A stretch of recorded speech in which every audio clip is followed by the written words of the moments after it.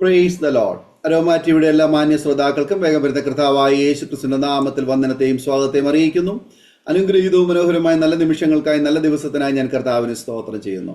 ഇന്ന് അരോമ ടിവിയുടെ ശ്രോതാക്കളോടൊപ്പം അനുഗ്രഹിക്കപ്പെട്ട ജീവിതാനുഭവം, ദൈവം നടത്തിയ അത്ഭുതകരമായ വഴികളെയും കുറിച്ച് പങ്കുവെക്കേണ്ടതിന് നമ്മൾ ക്ഷണം സ്വീകരിച്ച് നമ്മോടൊപ്പം ജോയിൻ ചെയ്തിരിക്കുന്ന കർത്താവിന്റെ വിലപ്പെട്ട ദാസി പ്രിയ കുഞ്ഞുമോൾ മുരളീധരൻ ആൻറ്റിയാണ്. കർത്താവിന്റെ ദാസി ഓർത്ത് ഞാൻ ദൈവത്തിന് സ്തോത്രം ചെയ്യുന്നു. തൻ്റെ ജീവിതാനുഭവങ്ങൾ നമുക്ക് ഏവർക്കും അനുഗ്രഹമായി തീരേണ്ടതിന് ദൈവസന്നിധിയിൽ നമുക്ക് എല്ലാവർക്കും ശ്രദ്ധയോട് പ്രാർത്ഥനയോട് സ്കിപ്പ് ചെയ്യാതെ അവസാനം വരെ ഈ വീഡിയോ കാണുകയും കേൾക്കുകയും ചെയ്യാം. നാം എല്ലാവരും പ്രാർത്ഥനയോടെ ആയിരിക്കുമ്പോൾ കർത്താവിന്റെ വിലപ്പെട്ട ദാസി പ്രിയ കുഞ്ഞുമോൾ മുരളീധരനെ തികഞ്ഞ സ്നേഹത്തോടും ആദരവോടും കൂടി അരോമാറ്റിയുടെ പ്രേക്ഷകരോടൊപ്പം സമയം ചെലവഴിക്കുന്നതിനായിട്ട് ഞങ്ങൾ സ്വാഗതം ചെയ്തു. Praise lord aunty. Praise the lord പാസ്റ്ററേ. കർത്താവിന്റെ ദാസി അരോമാറ്റിയുടെ പ്രേക്ഷകരോടൊപ്പം പരിചയപ്പെടുത്തുന്നതിൽ എനിക്ക് വളരെ സന്തോഷമുണ്ട്. ഒരു വാക്കിൽ പരിചയപ്പെടുത്താമോ? എവിടെ നിന്നാണ് ജോയിൻ ചെയ്തിരിക്കുന്നത്? വീട്ടിൽ ആരൊക്കെയുണ്ട്? ഞാൻ ആലപ്പുഴ ജില്ലയിലെ കറ്റാണം എന്ന സ്ഥലത്ത് നിന്നാണ് ജോയിൻ ചെയ്തിരിക്കുന്നത്. എൻ്റെ വീട്ടിൽ ഇപ്പോൾ എൻ്റെ മൂത്ത മോനും കുടുംബവും ഉണ്ട്. എനിക്ക് 3 മക്കളാണ്, 2 മോനും 1 മോളും. അപ്പം വലിയ മോനെ കുടുംബമായിട്ട് ഇപ്പൊ എൻ്റെ കൂടെ ഉണ്ട്. കർത്താവിന്റെ ദാസിയെ പരിചയപ്പെടുവാൻ കഴിഞ്ഞാൽ വളരെ സന്തോഷമുണ്ട്. കർത്താവ് അനുഗ്രഹിക്കട്ടെ. തുടർന്ന് പ്രേക്ഷകരുമായിട്ട് പങ്കുവയ്ക്കാൻ ആഗ്രഹിക്കുന്ന ജീവിതാനുഭവങ്ങൾ, ദൈവം നടത്തിയ അത്ഭുതകരമായ വഴികൾ, ദൈവനാമ മഹത്വത്തിന് വേണ്ടി ബാല്യകാലം മുതലുള്ള ഓർമ്മകൾ പറയുന്നതിനായിട്ട് അവസരം വേർതിരിച്ചുകൊള്ളുന്നു. ദൈവത്തിന്റെ അതിപരിശുദ്ധ നാമം വാഴ്ത്തപ്പെടുമാറാകട്ടെ. അനുഗ്രഹിക്കപ്പെട്ട ഇങ്ങനെ ഒരു അവസരം എൻ്റെ കർത്താവ് എനിക്ക് തന്നതോർത്ത് ഞാൻ ദൈവത്തെ സ്തുതിക്കുന്നു, സ്തോത്രം ചെയ്യുന്നു. പ്രത്യേകിച്ച് ആരോമ TV-യിലൂടെ എനിക്ക് സാക്ഷ്യം പറയുവാൻ എൻ്റെ കർത്താവ് എനിക്ക് തന്ന അവസരത്തിനായി സ്തോത്രം. പിന്നെ എൻ്റെ കർത്താവിൻ്റെ ദാസന് ദാനിയേൽ ജോൺ പാസ്റ്ററോടുള്ള നന്ദിയും സ്നേഹവും ഞാൻ രേഖപ്പെടുത്തുന്നു. അടുത്തത് പ്രേക്ഷകരോടുള്ള, ഈ ഞങ്ങളെ ശ്രദ്ധിക്കുന്ന പ്രേക്ഷകരോടുള്ള നന്ദിയും സ്നേഹവും ഞാൻ രേഖപ്പെടുത്തുകയാണ്. കർത്താവ് അനുഗ്രഹിക്കുമാറാകട്ടെ. പിന്നെ ഇനിയും എൻ്റെ ബാല്യകാലം എന്ന് പറയുന്നത്, ഞാനൊരു മർത്തോമ കുടുംബത്തിലാണ് ജനിച്ചു വളർത്തപ്പെട്ടത്. എൻ്റെ അപ്പനും അമ്മയ്ക്കും ഞങ്ങൾ 5 പെൺമക്കളായിരുന്നു. അതിലെ ഏറ്റവും ഇളയ മകളാണ് ഞാൻ. എൻ്റെ അപ്പനും അമ്മയും നല്ല ആത്മീയ പക്വതയുള്ള ഒരു അപ്പനും അമ്മയായിരുന്നു. എൻ്റെ അപ്പൻ്റെ അപ്പന് അവര് 3 പെണ്ണും 2 ആൺമക്കളുമായിരുന്നു അവർക്കുള്ളത്. എൻ്റെ 3 പെൺമക്കളെ ദൈവം കൊടുത്തു കഴിഞ്ഞപ്പോൾ വലിയപ്പച്ചന് കർത്താവിന് നേർന്നു, 2 ആൺമക്കളെ ദൈവം തന്നാല്, 1 ആൺപൈതലിനെ തന്നാൽ അതിനെ കർത്താവിന്റെ വേലയ്ക്ക് വേണ്ടി കൊടുക്കാമെന്ന് പറഞ്ഞു. എന്നാൽ 2 ഇരട്ടകളെ ദൈവം കൊടുത്തു, എൻ്റെ അപ്പനും എൻ്റെ ഉപ്പാപ്പനും. അങ്ങനെ അവരെ കൊച്ചുനാളിൽ, അന്നത്തെ കാലത്ത് ലൈറ്റും വെട്ടവും ഒന്നും ഇല്ലല്ലോ പക്ഷേ, റാന്തൽ വിളക്കും കൊണ്ട് അവര് സന്ധ്യ ആവുമ്പോൾ നടന്ന് സുവിശേഷം പറയുന്നവര് പ്രകൃതി ഉണ്ടായിരുന്നു. അങ്ങനെ വല്യപ്പച്ചൻ അവരെ ശീലിപ്പിച്ചെടുത്തു. എന്നാൽ എൻ്റെ അപ്പനും അമ്മയ്ക്ക് അവര് വലുതായി വിവാഹം കഴിച്ചു. ഞങ്ങളെ 5 പെൺമക്കളെ ദൈവം കൊടുത്തു. എന്നാൽ 3 ആൺമക്കളെയും കൂടെ ദൈവം കൊടുത്തു. പക്ഷെ അതിന് ഒന്നും ആയുസോടെ നിന്നില്ല. 3 പേരും കുഞ്ഞിലെ തന്നെ അവർ മരിച്ചുപോയി. അങ്ങനെ എൻ്റെ മൂത്ത മോനെ എൻ്റെ ആങ്ങള, അതായത് അന്ന് 2.5 വയസ്സേ ഉള്ളു, അന്ന് ഞാൻ ജനിച്ചിട്ടില്ല, അന്ന് വെള്ളത്തിൽ വീണ് മരിച്ചു. അന്ന് എൻ്റെ അപ്പന് സുവിശേഷം പറയാൻ ഇങ്ങനെ പോയിരിക്കുന്ന സമയമായിരുന്നു. അപ്പം പിന്നെ പെട്ടെന്ന് ആള് പോയി എല്ലാം വിളിച്ച് ഇവിടെ വന്നപ്പോഴത്തേന്, അന്ന് ഫോണും ഒന്നും ഇല്ലല്ലോ പറയാനും ഒന്നും, അങ്ങനെ സമയം വൈകി. അപ്പം അന്ന് പെന്തക്കോസ്ത് സഭയോട് ചേർന്നായിരുന്നു എൻ്റെ പ്രവർത്തനവും എല്ലാം പെന്തക്കോസ്ത് സഭയോട് ചേർന്നായിരുന്നു. എന്നാൽ പെട്ടെന്ന് ഈ കുഞ്ഞിങ്ങനെ മരിച്ചു കഴിഞ്ഞപ്പം, അന്ന് TM വർഗീസ് എന്ന മന്ത്രിയുടെ വീട് എൻ്റെ തൊട്ടടുത്തായിരുന്നു. അവിടുത്തെ അപ്പച്ചൻ്റെ അനിയന് TM അയ്പെന്ന് പറയും, ഞങ്ങളുടെ പള്ളിയിലെ ട്രസ്റ്റി ആയിരുന്നു അപ്പച്ചൻ. അന്നേരം എൻ്റെ അപ്പച്ചനോട് പറഞ്ഞു, മോനെ, ഈ കുഞ്ഞിനെ നീ ഇനിയും വെച്ചോണ്ടിരിക്കുന്നത് ശരിയല്ല, ഇതിനെ നമുക്ക് പള്ളിയിൽ അങ്ങ് അടക്കാം, പെന്തക്കോസ്തിലൊക്കെ കൊണ്ടുപോകണേ, അന്ന് വെട്ടിയാറൊക്കെ പോകണം, കാരണം നാറ്റം വെച്ച ഒരവസ്ഥയിലായി. അപ്പൊ അതുകൊണ്ട് ഇവിടെ തന്നെ അങ്ങ് അടക്കാവെന്ന് പറഞ്ഞു. അങ്ങനെ അപ്പച്ചന് അത് ആ വാക്ക് കേട്ടു, പള്ളിയിൽ അടക്കി. അത് നിമിത്തം പിന്നെ മർത്തോമ പള്ളിയില് ഇടയ്ക്കിടയ്ക്ക് പോകേണ്ടി വന്നു. എന്നാൽ അതിൻ്റെ അപ്പച്ചൻ്റെ വല്യപ്പൻ്റെ അനിയന് ബ്രദറുകാരായിരുന്നു, അവര് മർത്തോമായി നിന്ന് മാറി ബ്രദറിലോട്ട് ചേർന്നു. എങ്കിൽ അപ്പച്ചൻ വല്ലപ്പോഴും ഒക്കെ പള്ളിയിലും പോകും. മുക്കാല് ബ്രദറൻ സഭയിൽ തന്നെ പോയിക്കൊണ്ടിരുന്നു. അങ്ങനെ ദൈവത്തെ അവിടെ അങ്ങനെ ആരാധിച്ചുകൊണ്ട് പോരുന്ന ഒരു കാലമായിരുന്നു. എന്നാൽ ഞങ്ങള് 5 പെൺമക്കളെ ജനിച്ചു. 5 പെൺമക്കളെ 4 പേരെയും വിവാഹം ചെയ്തു കഴിച്ചു. എന്നാൽ അന്നത്തെ കാലത്ത് പറയുന്ന അപ്പച്ചന് എന്റെ വീട്ടില് ഒരാഴ്ചയും 10 ദിവസവും ഒക്കെ കൺവെൻഷൻ നടത്തുന്നത് എന്റെ കുടുംബത്തിൽ, അപ്പച്ചന്റെ കുടുംബത്തില് കൺവെൻഷൻ നടത്തുമായിരുന്നു. വലിയ ഓലപ്പന്തലൊക്കെ ഇട്ട് കൺവെൻഷൻ നടത്തുന്ന ഒരു ഇതുണ്ടായിരുന്നു. എന്നാൽ വല്യപ്പച്ചനൊക്കെ മരിച്ചുപോയി. പിന്നെ അപ്പച്ചന്റെ ഒക്കെ കാലം വന്നപ്പോ അതൊന്നും നടന്നിട്ടില്ല. എങ്കിലും ദൈവം കണ്ട ഒരു കുടുംബമായിരുന്നു. അങ്ങനെ പിന്നെ അത് കഴിഞ്ഞിട്ട് ഞങ്ങള് 5 പേര് ജനിച്ചു, മക്കളെ എല്ലാം വളർത്തി, അപ്പച്ചൻ പഠിപ്പിച്ചു. പക്ഷെ അപ്പച്ചൻ ഒരു ബിസിനസ് തുടങ്ങിയിരുന്നു, പലചരക്കും സ്റ്റേഷനറി. അന്ന് അങ്ങനെ ഇങ്ങനെ അടുത്തൊന്നും ബിസിനസ് ഉള്ള സ്ഥലങ്ങളല്ലല്ലോ. അന്നത്തെ കാലം പലപ്പോഴും പലയിടത്തും ഒക്കെ അല്ലേ. അപ്പൊ അങ്ങനെ അപ്പച്ചൻ ഒരു സ്കൂളിന്റെ മുറ്റത്ത് ഒരു കട തുടങ്ങിയിരുന്നു. എല്ലാം കിട്ടും അവിടെ, എല്ലാ സാധനവും, ഉപ്പ് തൊട്ട് കർപ്പൂരം വരെ എന്ന് പറയുന്ന പോലെ എല്ലാ സാധനവും അവിടെ കിട്ടും. അങ്ങനെ അപ്പച്ചൻ അവിടെ ബിസിനസ് ഒക്കെ തുടങ്ങി. അങ്ങനെ ഞങ്ങളെ 5 പേരെയും വളർത്തി, 4 പേരെയും വിവാഹം കഴിച്ചു. ഞാന് അങ്ങനെ അവര് അനുഗ്രഹമായിട്ട് അവരെ ഓരോ സ്ഥാനത്ത് ദൈവം ഏൽപ്പിച്ചു. എന്നാൽ എന്റെ മേളിൽ നിന്ന് രണ്ടാമത്തെ ചേച്ചി ബ്രദറൻ സഭയിൽ തന്നെ അപ്പച്ചന്റെ കൂടെ ബ്രദറിൽ പോവായിരുന്നു. അപ്പം ബ്രദറിലെ വിശ്വാസിയെ തന്നെ ആ ചേച്ചി വിവാഹം കഴിച്ചത്. ചെങ്ങന്നൂര് പുതുക്കേരിൽ എന്ന് പറയാം അവര്. ബ്രദറൻ നല്ല ഒരു ഫാമിലിയാണ്, അവിടെയാണ് ആ ചേച്ചിയെ വിവാഹം കഴിച്ചത്. അങ്ങനെ അത് കഴിഞ്ഞിട്ട് അങ്ങനെ എല്ലാവരും സ്വസ്ഥമായിട്ട് താമസിക്കുന്നു. എന്നാൽ ഞാൻ വളർന്നു, പള്ളിയിലും ഒക്കെ പോയി സൺഡേ സ്കൂളും ഒക്കെ നല്ല രീതിയിൽ പഠിച്ചൊക്കെ വന്നു. എന്നാൽ എനിക്ക് ദൈവം അറിഞ്ഞാന്നോ അറിയാതാന്നോ എന്ന് അറിയത്തില്ല, ഞാൻ എൻ്റെ 18ാമത്തെ വയസ്സില് ഞാനൊരു ഹിന്ദു ഫാമിലിപ്പെട്ട ഒരു യുവാവിനെ വിവാഹം കഴിച്ചു. അങ്ങനെ അത് നിമിത്തം എൻ്റെ ഫാമിലിയൊക്കെ എൻ്റെ അപ്പച്ചനും അമ്മയും സഹോദരിമാരും എല്ലാം എന്നോട് പിണങ്ങി അങ്ങനെ ഇരുന്നു. എന്നാൽ എൻ്റെ ഹസ്ബൻഡിന്റെ വീട്ടിലും അവർക്കും പിണക്കമായിരുന്നു. അപ്പൊ ഞങ്ങള് എന്നാല് ഹസ്ബൻഡിന്റെ അമ്മയുടെ അനിയത്തിയുടെ വീട്ടിൽ എന്നെ കൊണ്ടുവന്നു. അവര് പൊന്നുപോലെ ഹിന്ദു മതപ്രകാരം എന്നെ വിളക്കമൊക്കെ കത്തിച്ചു വെച്ച് എന്നെ സ്വീകരിച്ചു. സന്തോഷമായിട്ട് അവിടെ അങ്ങനെ താമസിച്ചു. അത് കഴിഞ്ഞ് അത് ഞങ്ങളും ആ വീടും ഞങ്ങളിപ്പം താമസിക്കുന്നതുമായിട്ട് 10-30 കിലോമീറ്റർ വ്യത്യാസമുണ്ട്. എന്നാൽ എൻ്റെ ഹസ്ബൻഡിന്റെ വീടിന്റെ അവിടെ തന്നെയാണ് ഞങ്ങൾ വീട് വെച്ച് ഇപ്പൊ താമസിക്കുന്നത്. ഇവിടുന്ന് 1 കിലോമീറ്റർ അപ്പുറം മാറി കറ്റാണത്തിന് പടിഞ്ഞാറ് വശം കോയിക്ക ചന്തയിൽ എന്ന് പറയും. കോയിക്ക ചന്തയിൽ അന്ന് അദ്ദേഹത്തിന് ബിസിനസ് ആയിരുന്നു, തുണിക്കടയായിരുന്നു. അപ്പൊ ഒരു എന്റെ ഹസ്ബൻഡിന്റെ ഫാദറിന്റെ കടയായിരുന്നു അത്. ഫാദർ കൊച്ചിലെ മരിച്ചത് പോയത് കൊണ്ട് എന്റെ ഹസ്ബൻഡ് അത് ഏറ്റെടുത്തു നടത്തി. അവരുടെ വീട്ടിലും 5 മക്കളായിരുന്നു, 3 പെണ്ണും 2 ആണും. അങ്ങനെ പിന്നെ ബിസിനസ് അങ്ങനെ നടക്കുമ്പോഴായിരുന്നു ഞങ്ങളുടെ വിവാഹം. എന്നാല് അത് നിമിത്തം പിന്നെ ഏഴംകുളം എന്ന സ്ഥലത്തായിരുന്നു എന്നെ ആദ്യമേ കൊണ്ടുപോയത്, ആ അമ്മയുടെ അനിയത്തിയുടെ വീട്ടിൽ. അവിടെ ഞങ്ങൾ സന്തോഷമായിട്ട് 2 മാസത്തോളം അവിടെ താമസിച്ച് അത് കഴിഞ്ഞേച്ച് കടയുടെ അടുത്ത് തന്നെ. അപ്പം വീട്ടുകാരെല്ലാം ഇങ്ങനെ പ്രശ്നങ്ങളിൽ നിൽക്കുക, ആരും അടുക്കുന്നില്ല. എന്നാലും ഞങ്ങളുടെ ജീവിതം ദൈവത്തിന്റെ അത് പറയുന്നതിന് മുമ്പ് ഞാൻ അന്ന് എൻ്റെ ഹസ്ബൻഡ് എന്നെ വിളിച്ചു. അന്ന് ഈ വിവരം ഞങ്ങളുടെ 2 പേരും ഇഷ്ടത്തിലാന്നുള്ളത് വീട്ടുകാരൊക്കെ അറിഞ്ഞപ്പം ഭയങ്കര പ്രശ്നമായിരുന്നു. അപ്പൊ അന്നേരം എൻ്റെ ഹസ്ബൻഡ് ഒരാളുടെ ഒരു എഴുത്ത് ഇട്ടു, ഞാൻ വിളിച്ചാ വരാമോ എന്ന് ചോദിച്ചു. അപ്പൊ ഞാൻ പറഞ്ഞു തീർച്ചയായിട്ടും വരാം. എനിക്ക് അപ്പൊ വീട്ടിൽ അറിഞ്ഞെന്ന് കണ്ടു കഴിഞ്ഞപ്പോ അപ്പച്ചന്റെ അമ്മയുടെ ഒക്കെ മുഖത്ത് നോക്കാൻ ഒരു നാണക്കേടും. അപ്പൊ അതുകൊണ്ട് വീട്ടിൽ നിന്ന് എങ്ങനെയാലും അങ്ങ് പോയാൽ മതി എന്നുള്ള വീട്ടിലറിഞ്ഞപ്പോ അവർക്ക് എന്നോടും ഭയങ്കര ദേഷ്യം. അപ്പൊ എങ്ങനെയാലും ഇവിടുന്ന് അങ്ങ് പോയാൽ മതി എന്നുള്ള ഒരു ഇതിൽ വന്നു. അങ്ങനെ ഞാന് പിന്നെ പോകാൻ നേരത്ത് ദൈവസന്നിധിയില് അപ്പൊ വീട്ടിൽ നിന്ന് പോകുന്നത് കള്ളം പറഞ്ഞാ പോകുന്നത്, എൻ്റെ അമ്മയുടെ വീട്ടിൽ പോവാന്ന് പറഞ്ഞാ പോയത്.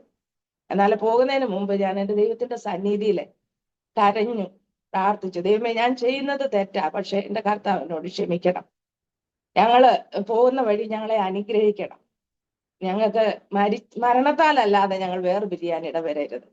അങ്ങനെ 2-3 കാര്യങ്ങൾ ദൈവസന്നിധി പറഞ്ഞ് പ്രാർത്ഥിച്ചിട്ടാണ് പോയത്. എന്നാ ആ പോയ വഴിയിൽ അങ്ങനെ ഞങ്ങൾ ആ അമ്മയുടെ അനിയത്തിയുടെ വീട്ടിൽ താമസിച്ചുകൊണ്ടിരിക്കുമ്പം തന്നെ എൻ്റെ ഭർത്താവ് പിന്നെ കടയുടെ അടുത്ത് തന്നെ ഒരു വാടക വീട് എടുത്ത് ഞങ്ങൾ അവിടെ താമസമായി. അങ്ങനെ അവിടെ താമസിച്ചുകൊണ്ടിരിക്കുന്ന കൂട്ടത്തില് എൻ്റെ ആ ബ്രദറിലെ ചേട്ടനെ ഞങ്ങൾ അവിടെ ഉണ്ടെന്ന് അറിഞ്ഞുകൊണ്ട് പിന്നെ അപ്പച്ചന്റെ അമ്മയുടെ അനുവാദത്തോടു കൂടെ എന്നെ കാണാൻ വന്നവിടെ. അങ്ങനെ വന്നപ്പോ എനിക്ക് വലിയ സന്തോഷമായി. കാരണം ഞങ്ങൾക്ക് ആങ്ങളമാരില്ലാഞ്ഞുകൊണ്ട് ഞങ്ങളെ ഏറ്റവും സ്നേഹിക്കുന്ന ഒരു ചേട്ടനായിരുന്നു അത്. അപ്പം ബേബിച്ചായെന്ന് ഞങ്ങൾ വിളിക്കും. ഹെൽത്ത് സൂപ്പർവൈസർ ആയിരുന്നു പുള്ളി. അപ്പൊ അങ്ങനെ കർത്താവിന്റെ അനുഗ്രഹിക്കപ്പെട്ട ഒരു മനുഷ്യനായിരുന്നു ബേബിച്ചായൻ. ഞങ്ങളെല്ലാം സ്നേഹിക്കാനും ഞങ്ങളെ സഹായിക്കാനും എല്ലാം നല്ലൊരു. ഇപ്പൊ ബേബിച്ചായനെ കണ്ടപ്പോ എനിക്ക് ഒത്തിരി സന്തോഷമായി. അങ്ങനെ ബേബിച്ചായൻ പറഞ്ഞ് നിങ്ങൾ വീട്ടിൽ വരണം, വീട്ടിൽ വന്ന് കഴിയുമ്പം അപ്പച്ചന്റെ അമ്മയുടെയും പിണക്കമൊക്കെ മാറും എന്നൊക്കെ പറഞ്ഞ് അങ്ങനെ ബേബിച്ചായൻ പിന്നെ എല്ലാരെയും കൊണ്ട് ഇണക്കിച്ചു. അങ്ങനെ ഞങ്ങള് വീട്ടിൽ ചെന്നു. അങ്ങനെ വീട്ടുകാരുമായിട്ട് സന്തോഷമായി. അപ്പൊ നമുക്കത് വലിയൊരു അനുഗ്രഹമായി. അങ്ങനെ എൻ്റെ ഹസ്ബൻഡിന്റെ വീട്ടുകാരും ഞങ്ങളെ തേടി. ഞാൻ അവിടെ ഉണ്ടെന്ന് അറിഞ്ഞുകൊണ്ട് എന്നെ കാണാൻ നാത്തൂമാരൊക്കെ കാണാനും, അനിയന് അന്ന് ഗൾഫിലായിരുന്നു, അനിയൻ കാണാനും ഒക്കെ വന്നു. അങ്ങനെ ഞങ്ങള് എല്ലാവരും അങ്ങോട്ടും ഇങ്ങോട്ടും ഒക്കെ ആയി ഒരു സന്തോഷത്തെ ഇരുന്ന്. അന്ന് എൻ്റെ ഹസ്ബൻഡിന്റെ അച്ഛന് മരിച്ചു പോയത് കൊണ്ട് എൻ്റെ ഹസ്ബൻഡായിരുന്നു മൂത്ത പൈതലായിരുന്നു, മൂത്ത മാനായിരുന്നു എൻ്റെ ഹസ്ബൻഡ്. അപ്പൊ വീട്ടിലെ കാര്യങ്ങള് നല്ല ഉത്തരവാദിത്വം അല്ല എൻ്റെ ഹസ്ബൻഡിനാ. അപ്പൊ മൂത്ത ഹസ്ബൻഡിന് നേരെ ഇളയ പെങ്ങളെ ഞാൻ വരുന്നതിന് മുമ്പ് കല്യാണം കഴിച്ചിരുന്നു. എന്നാൽ രണ്ടാമത്തെ പെങ്ങള് വിവാഹപ്രായമായി നിൽക്കുന്ന ഒരു പെങ്ങളാ. അന്ന് എനിക്ക് 18 വയസ്സും എൻ്റെ ഹസ്ബൻഡിന് അന്ന് 34 വയസ്സും ഉണ്ട്. 16 വയസ്സിനുള്ള വ്യത്യാസമുണ്ട് ഞങ്ങൾ തമ്മിൽ. അങ്ങനെ ഏറ്റവും ഇളയ നാത്തൂൻ എൻ്റെ പ്രായമാണ്. അന്ന് അത് BA പഠിച്ചുകൊണ്ടിരിക്കുന്ന സമയമാണ്. അന്നേരം അങ്ങനെ പിന്നെ ഈ രണ്ടാമത്തെ നാത്തൂനെ എൻ്റെ വീടിന്റെ അടുത്ത് തന്നെ ഉള്ള ഒരു കൂട്ടരാലോചിച്ച് അങ്ങനെ എൻ്റെ വീടിന്റെ അടുത്ത് തന്നെ കല്യാണം നടന്നു. അപ്പൊ ആ കല്യാണത്തിന് സംബന്ധിച്ച് ഞങ്ങൾ ഇടയ്ക്കിടയ്ക്ക് ഈ വീട്ടിൽ വരികയും വാടകയ്ക്ക് താമസിക്കുകയാണെങ്കിലും ഇടയ്ക്കൊക്കെ ഞങ്ങൾ ഇവിടെ വരികയൊക്കെ ചെയ്യുമ്പോൾ വീട്ടുകാര് പിന്നെ ഞങ്ങൾ കല്യാണം കഴിഞ്ഞ് പോകാൻ ഭാവിച്ചപ്പോൾ വിട്ടില്ല. ഇനി നിങ്ങൾ പോകണ്ട, നിങ്ങൾ ഇവിടെ താമസിച്ചാൽ മതി എന്ന് പറഞ്ഞ എൻ്റെ അമ്മായിയമ്മ ഞങ്ങളെ അവിടെ താമസിപ്പിച്ചു. അങ്ങനെ ഞങ്ങൾ സന്തോഷമായിട്ട് ദൈവത്തിന്റെ കൃപയാല് ഞങ്ങൾ സന്തോഷമായിട്ട് പോയി. പക്ഷെ അവിടെ മുതൽ എല്ലാ രീതിയിലും ദൈവം ഞങ്ങളെ അനുഗ്രഹിച്ചു.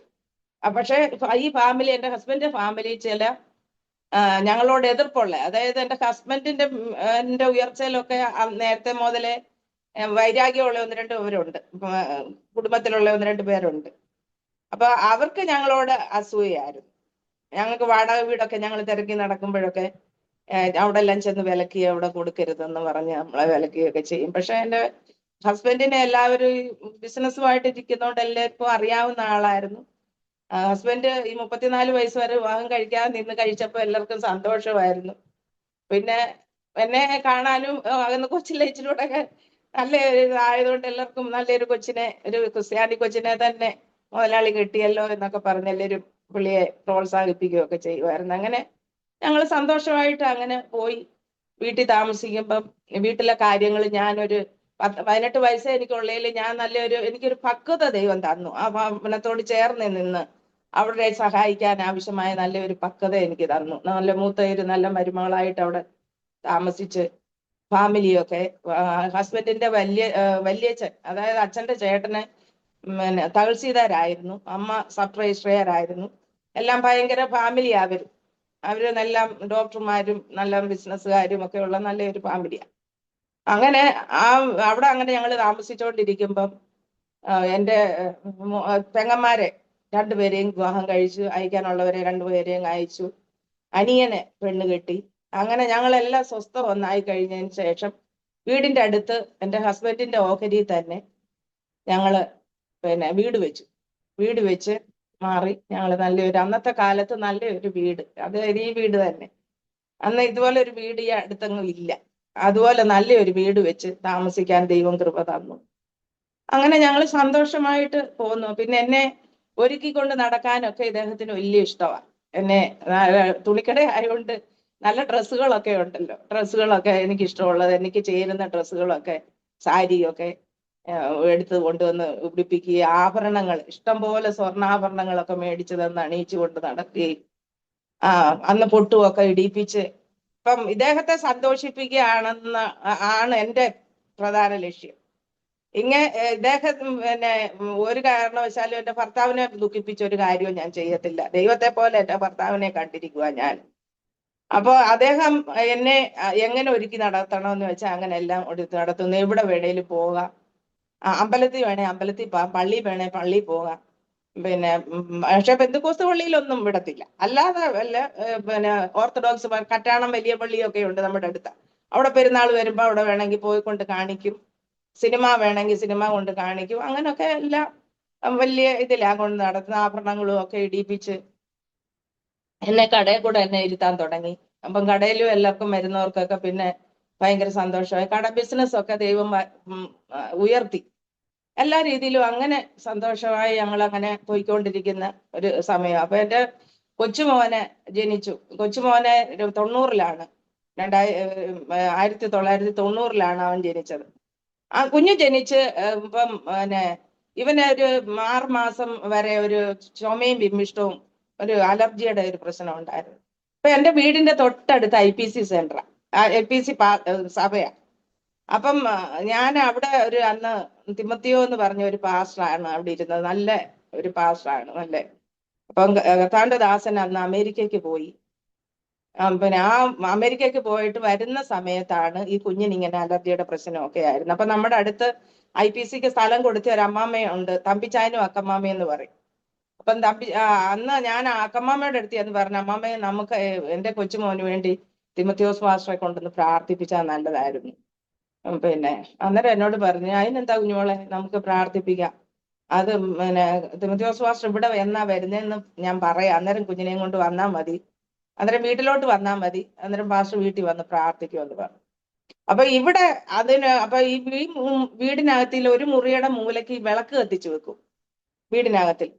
അപ്പൊ എനിക്ക് അതൊരു അസ്വസ്ഥത. ഇവിടെ ഇഷ്ടംപോലെ തുണികളൊക്കെ കൊണ്ടുവന്ന് ഇവിടെ സെറ്റ് ചെയ്ത് വെക്കും കടയിലേക്ക് വീണ്. അപ്പൊ ഇതിനകത്ത് കുഞ്ഞുങ്ങൾ കയറി തീ ഇടുവോ വല്ലതും ചെയ്യുമോ എന്ന് പറഞ്ഞ് ഞാൻ ഇദ്ദേഹത്തോട് പറഞ്ഞതാണ് പറഞ്ഞു, വെളിയിൽ എന്ന ഒരു ഈ വിളക്ക് കത്തിക്കാൻ ഒരു മുറി പണി, അതിനകത്തിലോട്ട് ഇത് കത്തിക്കുമല്ലോ. അപ്പൊ അങ്ങനെ എന്റെ നിർബന്ധപ്രകാരം വെളിയിൽ ഒരു മുറി പണിതു. അതിനകത്തിലൊന്നുമില്ല, ചുമ്മാ കൊണ്ട് വിളക്ക് കത്തിച്ചു വെക്കും, അത്രയേ ഉള്ളൂ, അല്ലാതെ ഒന്നുമില്ല. അങ്ങനെ ഇരുന്ന് പിന്നെ ആ സമയത്ത് ഞാൻ ഈ അമ്മമ്മ എന്നോട് പറഞ്ഞു, അങ്ങനെ പാസ്റ്റർ ഒരു ദിവസം വന്നു. ഞാൻ പാസ്റ്ററെ കൊണ്ട് ചെന്ന് പ്രാർത്ഥിച്ച് കുഞ്ഞിന് വേണ്ടി പ്രാർത്ഥിച്ചു. അന്നേരം തിമത്തിയോസ് പാസ്റ്റർ അക്കമ്മാമ്മയോട് പറഞ്ഞു, എന്നോടൊന്നും പറഞ്ഞില്ല, കുടുംബമായിട്ട് ദൈവം ഇവരെ കണ്ടിരിക്കുക, ഇവരെ ദൈവം കുടുംബമായിട്ട് കൊണ്ടുവരും ദൈവസന്നിധിയിലെന്ന് ഇങ്ങനെ പറഞ്ഞു. അപ്പൊ അങ്ങനെ പറഞ്ഞ് അങ്ങനെ ഇരുന്ന സമയത്ത് അപ്പൊ ആ പറയുന്നതിന് മുമ്പ് ഞാൻ ഒരു സ്വപ്നം കണ്ടു പാസ്റ്റർ. ഞാൻ ഈ മോനെ കൊണ്ടുപോകുന്നതിന് മുമ്പ് ഞാനൊരു സ്വപ്നം കണ്ടു. ഭയങ്കരനൊരു വയലിന്റെ ഒത്ത നടുക്ക് ഞാൻ നിൽക്കുക. ഞാനിങ്ങനെ നിൽക്കുമ്പം ഒരു സൈഡില് എന്റെ ഹസ്ബൻഡ് നിൽക്കുന്നു, മറു സൈഡില് ആരെയും കാണുന്നില്ല. പക്ഷെ ഒരു ശബ്ദം കേൾക്കുക, നീ ഇവിടേക്ക് കയറി വരിക എന്നൊരു ശബ്ദം എന്നെ കേൾപ്പിക്കുന്നു. അപ്പൊ ഞാൻ ഇങ്ങനെ ആലോചിച്ച് നിന്ന് ഞാൻ എവിടോട്ട് പോകണം, ഭർത്താവിന്റെ അടുത്തോട്ട് പോകണോ, ആ ശബ്ദം കേട്ട വഴിയിലോട്ട് പോകണോ? അങ്ങനെ ആ ശബ്ദം കേട്ട വഴിക്കോട്ടാ ഞാൻ പോയത്. ഞാൻ അങ്ങനെ കയറിപ്പോയി. പിന്നെ അത് അങ്ങനെ ഒരു സ്വപ്നം ഞാൻ കണ്ടു. അപ്പൊ ഇത് ഞാൻ അക്കമ്മാമ്മയോട് പറഞ്ഞിരുന്നു. അപ്പൊ അക്കമ്മാമ്മ എന്നോട് പറഞ്ഞു, അപ്പൊ അന്നേരം ആ കുഞ്ഞുമോൾ കണ്ട ദർശനമാണ് അത്, പിന്നെ സാക്ഷാത്കരിക്കാൻ പോവാണല്ലോ, അത് കുഞ്ഞുമോൾ കണ്ടത് ദൈവശബ്ദമാ കേട്ടത് എന്ന് എന്നോട് പറഞ്ഞു. അപ്പൊ ഞാൻ പറഞ്ഞു, അമ്മമ്മ ഞങ്ങൾക്ക് വേണ്ടി പ്രാർത്ഥിരും. അങ്ങനെ പക്ഷെ അത് പിന്നെ പലപ്പോഴും ദൈവത്തിന്റെ ആത്മാവ്, കാരണം ഞങ്ങൾക്ക് മറ്റുള്ള സാമ്പത്തിക ബുദ്ധിമുട്ടില്ല, ഞങ്ങൾ തമ്മിൽ ഒരു പ്രശ്നമില്ല, സമാധാനത്തോടെ സന്തോഷത്തോടെ എല്ലാം പോകുന്നു. എൻ്റെ അപ്പനും അമ്മയും ഇടയ്ക്കിടയ്ക്ക് വീട്ടിൽ വരുമ്പോൾ ഞങ്ങളെ വന്ന് കാണും, താമസിക്കത്തൊന്നുമില്ല, വന്ന് കണ്ടേച്ച് സന്തോഷമായിട്ട് പോകും. എൻ്റെ അമ്മ നല്ലൊരു ദർശനമുള്ള അമ്മയായിരുന്നു. അമ്മ ഇങ്ങനെ അവിടെ പിന്നെ സഹോദരിമാരുടെ കൂട്ടായ്മയിലൊക്കെ ഞങ്ങളുടെ വിഷയം പറഞ്ഞ് പ്രാർത്ഥിക്കും. അപ്പൊ പള്ളിയിൽ നിന്നൊക്കെ എന്നെ വിലക്ക് തിരുമേനിയുടെ ലെറ്ററൊക്കെ വന്ന് എന്നെ പേര് വെട്ടിയേക്കാൻ പറഞ്ഞു. അങ്ങനെ മാറ്റി നിർത്തിയിരിക്കും. അപ്പച്ചനോട് അമ്മയോടും കുറച്ചു പേർക്ക് വിരോധമായിരുന്നു. മോളെ ചൊവ്വിന് വളർത്താഞ്ഞിട്ടാ അങ്ങനെ പോയത്, അതുകൊണ്ട് ഇവരെ കൂടെ വിലക്കണമെന്ന് പറഞ്ഞു. അങ്ങനെ മുക്കാലും ആരും സമ്മതിച്ചില്ല, അത് പറ്റത്തില്ല. അച്ചായനും തോമാച്ചായൻ എന്നായിരുന്നു എൻ്റെ അപ്പച്ചനെ വിളിക്കുന്നത്. തോമാച്ചായനും അമ്മാമ്മയും സാധുക്കളാ, അങ്ങനെ അവരെ മാറ്റാൻ പറ്റത്തില്ലെന്ന് പറഞ്ഞു. അങ്ങനെ എൻ്റെ പേര് അവിടുന്ന് വെട്ടി. അങ്ങനെ ഇരിക്കുന്ന സമയത്ത് അമ്മ സേവ്യ സംഘത്തിന്റെ മീറ്റിങ്ങിലൊക്കെ ഞങ്ങളുടെ കാര്യം പറഞ്ഞ് പ്രാർത്ഥിക്കും. എൻ്റെ മോള് കുടുംബമായിട്ട് കർത്താവിനെ അറിയാനിടയാകണമെന്ന് പറഞ്ഞ് അമ്മ അങ്ങനെ അവിടെയൊക്കെ പറഞ്ഞ് അങ്ങനെ പ്രാർത്ഥിപ്പിക്കാറുണ്ട്. കുറെ എന്നെ സ്നേഹിക്കുന്ന, അങ്ങനെ പോയെങ്കിലും നമ്മളെ സ്നേഹിക്കുന്ന ഒത്തിരി അമ്മമ്മമാർ അതിനകത്തിലുണ്ടായിരുന്നു. അങ്ങനെ അവരെല്ലാവരും കൂടി ഇരുന്ന് ഞങ്ങൾക്ക് വേണ്ടി പ്രാർത്ഥിക്കുകയൊക്കെ ചെയ്യുമായിരുന്നു. അങ്ങനെ ഒരു ദിവസം അങ്ങനെ ഇരുന്ന് ആ സമയത്താണ് എൻ്റെ ചെങ്ങന്നൂരെ ചേട്ടന്, ഈ ബേബിച്ചാന് പെട്ടെന്ന് ഒരു സ്ട്രോക്ക് വന്ന് പെട്ടെന്ന് മരിച്ചുപോയി. അപ്പൊ ഈ ബേബിച്ചാൻ മരിച്ചത് ഭയങ്കര ദുഃഖമായിപ്പോയി ഞങ്ങൾക്ക് എല്ലാവർക്കും. ഞങ്ങൾക്ക് 5 പേർക്കും ഞങ്ങൾക്ക് ദുഃഖമായിരുന്നു. അപ്പം ആ ബേബിച്ചാന്റെ അപ്പൊ ഒരു ഓണ സീസൺ ആയിരുന്നു. അപ്പം ഞാനും കടയിലെ ബിസിനസ്സിൽ ഭയങ്കര ബിസിനസ്സാണ്, ഭയങ്കര ബിസിനസ്സാണ്. അപ്പൊ അന്ന് നിന്ന് തിരിയാൻ സമയമില്ല. എന്നാലും ബേബിച്ചാൻ മരിച്ചെന്ന് കേട്ടപ്പോ എന്നോട് പറഞ്ഞു, നീ പോ, ഞാൻ വരാൻ എനിക്കൊക്കത്തില്ലല്ലോ, നീ പോയിക്കോ എന്ന് പറഞ്ഞു. അങ്ങനെ അവിടെ പോയി, അവിടെ ചെന്നു. പക്ഷെ 3-ാമത്തെ ദിവസം ബേബിച്ചാനെ അടക്കം ചെയ്യുന്നത്. അപ്പൊ ആച്ചാന്റെ അനിയന്മാരും പെങ്ങളുടെ മക്കളും ഒക്കെ വരാനുണ്ട്, വെളി രാജ്യങ്ങളിലൊക്കെ അവര്. അതുകൊണ്ട് 3-ാമത്തെ ദിവസം അടക്കാം. അത് 3 ദിവസവും ഞാൻ അവിടെ താമസിച്ചു. എന്നാലും 3 ദിവസവും ഞാൻ അവിടെ താമസിച്ചുകൊണ്ടിരുന്ന സമയത്ത് അവിടെ ബ്രദറുകാരല്ലേ, നല്ല അവിടുത്തെ സുവിശേഷകനാണ് PM ജോർജ് കുട്ടി എന്ന് പറയും, ഇവരുടെ സഭയുടെ പാസ്റ്റർ. അപ്പം അങ്ങനെ കർത്താവിന്റെ ദാസന്മാര് ഭയങ്കര ഒരു ഫാമിലിയായി ഇവര്, പുതുക്കേരൽ ഫാമിലി എന്ന് പറഞ്ഞ ഭയങ്കര ഫാമിലി. അപ്പം അനേക സുവിശേഷകന്മാരും പിന്നെ ദൈവവചനം പഠിച്ചവരും ഒക്കെ ഒത്തിരി പേരുണ്ട്. അങ്ങനെ അവരെല്ലാരും വന്ന് പ്രസംഗിക്കുകയും സാക്ഷ്യം പറയുകയും ഇവരെ ആശ്വസിപ്പിക്കുകയും ഒക്കെ ചെയ്തത് എന്നെ വല്ലാതെ ആകർഷിച്ചു പാസ്റ്റർ. എനിക്കത് ഭയങ്കര ഒരു സമാധാനം എൻ്റെ മനസ്സിൽ. ഞാൻ സമാധാനത്തോടെ ജീവിച്ചെങ്കിലും ആ സമാധാനമല്ല, എനിക്കൊരു വലിയ സമാധാനം ഞാൻ അവിടെ അനുഭവിക്കുക. ഇവർ വന്ന് വചനം പറയുകയും സാക്ഷ്യം പറയുകയും ഇവരെ ആശ്വസിപ്പിക്കുകയൊക്കെ ചെയ്യുന്നത് കേട്ടപ്പോ എനിക്ക് ഭയങ്കര, ഇതുവരെ എനിക്ക് എൻ്റെ ഭർത്താവ് ഇങ്ങനെയൊക്കെ എന്നെ സന്തോഷിപ്പിച്ചിട്ടുണ്ടെങ്കിലും എനിക്ക് അതിലും വലിയൊരു സന്തോഷം എൻ്റെ ഉള്ളത്തിൽ എനിക്ക് തരുന്നു. അപ്പം അന്ന് PM ജോർജ് കുട്ടി പാസ്റ്റർ അവരുടെ കർത്താവിന്റെ ദാസം വചനം പ്രസംഗിച്ചുകൊണ്ടിരുന്നപ്പോ ആ വചനം എന്നെ വല്ലാതെ ആകർഷിച്ചു. ആ വചനത്തിൽ പറയുന്ന പോലെ ദൈവത്തിന്റെ വചനം ജീവനും ചൈതന്യവും ഉള്ളതായി, ആത്മാവിനെയും പ്രാണനെയും സത്യമജ്ജകളെയും വേർപിരിക്കുന്നവരെ തുളച്ചു ചെല്ലുന്നതും, അത് നമ്മുടെ ചിന്തകളെയും ഭാവങ്ങളെയും എല്ലാം മാറ്റും. അതേ മാറ്റി ഒരു വലിയ ഒരു മാനസാന്തരം ദൈവം എനിക്ക് അവിടെ തന്നു. ഞാൻ അവിടെ ഇരുന്ന് ഞാൻ രക്ഷിക്കപ്പെട്ടു. ഞാൻ അവിടെ ഇരുന്ന് ദൈവത്തോട് പറഞ്ഞു, കർത്താവേ, എൻ്റെ കുറവുകളെല്ലാം, ഞാൻ പാപിയാപ്പച്ച, ഞാൻ സമ്മതിക്കുന്നു. പക്ഷെ എൻ്റെ കുറവുകളെല്ലാം ക്ഷമിച്ച് എന്നെ എൻ്റെ കുടുംബത്തെ അനുഗ്രഹിക്കണം. അങ്ങനെ എനിക്കും എൻ്റെ കുടുംബവും, ഞാനും എൻ്റെ കുടുംബവും എൻ്റെ കർത്താവിന്റെ സന്നിധി കാണപ്പെടാനിടയായി തീരണം. ഞങ്ങൾ നശിച്ചു പോകാൻ ഇടവരരുതെന്ന് പറഞ്ഞ് ഞാൻ അവിടെ നിന്ന് പ്രാർത്ഥിച്ചു. അങ്ങനെ ബേബിച്ചാന്റെ അടക്കവും എല്ലാം കഴിഞ്ഞ് അടക്കം കഴിഞ്ഞ് അന്ന് വൈകിട്ട് ഞാൻ വീട്ടിൽ വന്ന് ഓണക്കച്ചവടം ആയതുകൊണ്ട് ഭയങ്കര തിരക്കായി. ഞങ്ങൾക്ക് പരസ്പരം വീട്ടിൽ സംസാരിക്കാൻ പോലും നേരമില്ല. കാരണം രാത്രി വരുമ്പോ ചിലപ്പോ 2 മണി 3 മണി ഒന്ന് കിടക്കും, രാവിലെ വീണ്ടും കട പോയി തുറക്കും. അതിനിടയ്ക്ക് ഞാൻ വീട്ടിലെ കാര്യവും ക്രമീകരിക്കണം. ഒരു ജോലിക്കാരി ഉണ്ട്, എന്നാലും കാര്യങ്ങളെല്ലാം ക്രമീകരിക്കണം. എനിക്കും പോകണം, കൊച്ചുങ്ങളെ സ്കൂളിൽ വിടണം. ഇതിന്റെ എല്ലാം മധ്യത്തില് ഞങ്ങൾക്ക് കൂടുതൽ നോക്കാനും കാണാനും ഒന്നും സമയം കിട്ടുന്നില്ല. പക്ഷെ 2 ദിവസം കഴിഞ്ഞപ്പോ എൻ്റെ ഹസ്ബൻഡ് എന്നോട് ചോദിച്ചു, നിനക്ക് ചെങ്ങന്നൂർ പോയിച്ചു വന്നണക്ക, പിന്നെ നിന്റെ മുഖത്തൊരു വല്ലാത്ത ഒരു മാറ്റം ഉണ്ടല്ലോ, എന്തു പറ്റി? നീ പെന്തിക്കോസ്തലങ്ങാനും ചേർന്നോ? എന്നോട് ചോദിക്കുക. വചനത്തിൽ പറയുന്നു, ഒരുവൻ ക്രിസ്തുവിലായാൽ അവൻ പുതിയ സൃഷ്ടി, പഴയത് കഴിഞ്ഞു പോയി, സകലതും പുതിയതായി തീർന്നു. അപ്പൊ അങ്ങനെ ഒരു ഭാവം എന്നില് അദ്ദേഹം കണ്ടു. ഞാൻ അന്നേരം ഒന്നും മിണ്ടിയില്ല, ചിരിച്ചു. എങ്ങനെ അദ്ദേഹം പ്രതികരിക്കുന്നതെന്ന് എനിക്ക് അറിയത്തില്ലല്ലോ. ഞാൻ ചിരിച്ചു. അന്നേരം പിന്നെ എന്നോട് 2-3 പ്രാവശ്യം ചോദിച്ചു, നിനക്ക് എന്താ ഒരു മാറ്റം? എന്നാ ഞാൻ ആഭരണമൊന്നും ഊരിയില്ല, ഒന്നും ചെയ്തിട്ടില്ല. പക്ഷെ അദ്ദേഹത്തിന് എന്നിൽ ഒരു മാറ്റം തോന്നി. അന്നേരം ഞാൻ ഒരു ദിവസം സ്നേഹത്തോടെ പറഞ്ഞു, ഞാൻ ചേട്ടാന്നായിരുന്നു വിളിക്കുന്നത്. ഞാൻ പറഞ്ഞു, ചേട്ടാ, നമുക്ക് കർത്താവായ യേശുക്രിസ്തു, യേശുപ്പച്ചൻ ആണ് സാക്ഷാൽ ദൈവം. യേശുപ്പച്ചനിലെ നമുക്ക് വിശ്വസിക്കാം, നമ്മളെ ദൈവം അനുഗ്രഹിക്കും. അപ്പം എന്നോട് പറഞ്ഞു, വേണ്ട, നമ്മുടെ കുഞ്ഞുങ്ങൾ വളർന്നു വരുക, അവരെ വേണ്ടാത്തതൊന്നും പറഞ്ഞ് പഠിപ്പിക്കണ്ട, നമ്മൾ ഈ പോകുന്നത് പോലെ നമുക്ക് അങ്ങ് പോയാൽ മതി, നീ വേണ്ടാത്തതൊന്നും ചിന്തിക്കണ്ട എന്ന് പറഞ്ഞു. ഞാൻ ഒന്നര എതിർത്തൊന്നും പറഞ്ഞില്ല. പക്ഷെ അപ്പൊ ഓരോ പ്രാവശ്യം ഒരേ അനുഭവം വരുമ്പോഴും കർത്താവ് എനിക്ക് വചനം തരും. ഞാന് ആ വചനം, ആ ദൈവത്തിന്റെ പരിശുദ്ധാത്മാവ് ആ വചനത്തിലൂടെ എന്നോട് സംസാരിച്ചുകൊണ്ടിരിക്കും. അപ്പൊ ഞാൻ ഒന്നും മിണ്ടിയില്ല. വചനം പറയുന്ന പോലെ മിണ്ടാതെ ഇരുന്ന് യഹോവയായിരുന്നു അറിഞ്ഞുകൊള്ളും ദൈവത്തിന്റെ. അപ്പൊ ഞാൻ വൈകിട്ട് ഇദ്ദേഹം കടയിൽ നിന്ന് വരുന്നതിന് മുമ്പ്, പിന്നെ ഓണക്കച്ചവടം ഒക്കെ തീർന്നു കഴിഞ്ഞ് പിന്നെ എനിക്ക് നേരത്തെ 4 മണി വരെ ഇരുന്നാൽ മതി കടയിൽ, ഇന്ന് പോരാ. അപ്പൊ ഇനി പോന്നു കഴിഞ്ഞാൽ ഇദ്ദേഹം പിന്നെ കട അടച്ചേച്ച് 8-9 മണി ആയിട്ടേ വരത്തുള്ളൂ. അപ്പൊ കുഞ്ഞുങ്ങള് സ്കൂളിൽ നിന്ന് വരുന്ന ഉടനെ ഞാൻ സന്ധ്യ ഞങ്ങൾ അവരെ എല്ലാം പഠിപ്പിക്കുകയും കഴിപ്പിക്കുകയും ഒക്കെ ചെയ്തിട്ട് സന്ധ്യയ്ക്ക് മുമ്പ് സന്ധ്യ ആകുന്ന സമയത്ത് ഇരുന്ന് ഞാൻ ഈ കുഞ്ഞുങ്ങളെ പ്രാർത്ഥിപ്പിക്കും. ഇവർക്ക് വചനങ്ങൾ പറഞ്ഞു കൊടുക്കുകയും യേശോപ്പച്ചൻ തന്നെ, അന്ന് മൂത്ത മോന് 16 വയസ്സുണ്ട്. അന്ന് മോന് അന്നേരം അന്നേരം പറയുക, അത് വേണ്ട, അച്ചാച്ചന്റെ ദൈവത്തെ അറിഞ്ഞ് നമുക്ക് പോയാൽ മതി. അന്നേരം ഞാൻ പറഞ്ഞു, അവനോട് മറുപടി ഒന്നും പറഞ്ഞില്ല. അങ്ങനെ ഞാൻ മറ്റേ 2 കുഞ്ഞുങ്ങളെ, അപ്പൊ ഇവൻ വന്നിരിക്കത്തില്ല പ്രാർത്ഥിക്കാനെ, മറ്റേ 2 കുഞ്ഞുങ്ങളും വന്നിരിക്കും. അവരെ മോളാണ് നടുവത്തത്, ഇളയത് കൊച്ചുമോനെ. പറയുന്നതിന്റെ ഇടയിൽ അവരിപ്പം കാനഡയില ഉള്ളത്, കാനഡയിലെ, മോള് സൗദിയിലെ. വിവാഹം കഴിഞ്ഞ് 3 പേരെ 3 സ്ഥലത്ത്. ഈ മോനെ അബുദാബിലായിരുന്നു. അവനിപ്പം ജോലി അവിടുത്തത് വേണ്ടാന്ന് പറഞ്ഞ് റിസൈൻ ചെയ്തിട്ട് നാട്ടിൽ വന്നിരിക്കുവോ വർഷം. ഇനിയും പോകാൻ വേറെ എവിടെയെങ്കിലും പോകാൻ നോക്കുന്നുണ്ട്. അങ്ങനെ മൂത്ത മോൻ അന്ന് 16 വയസ്സ്.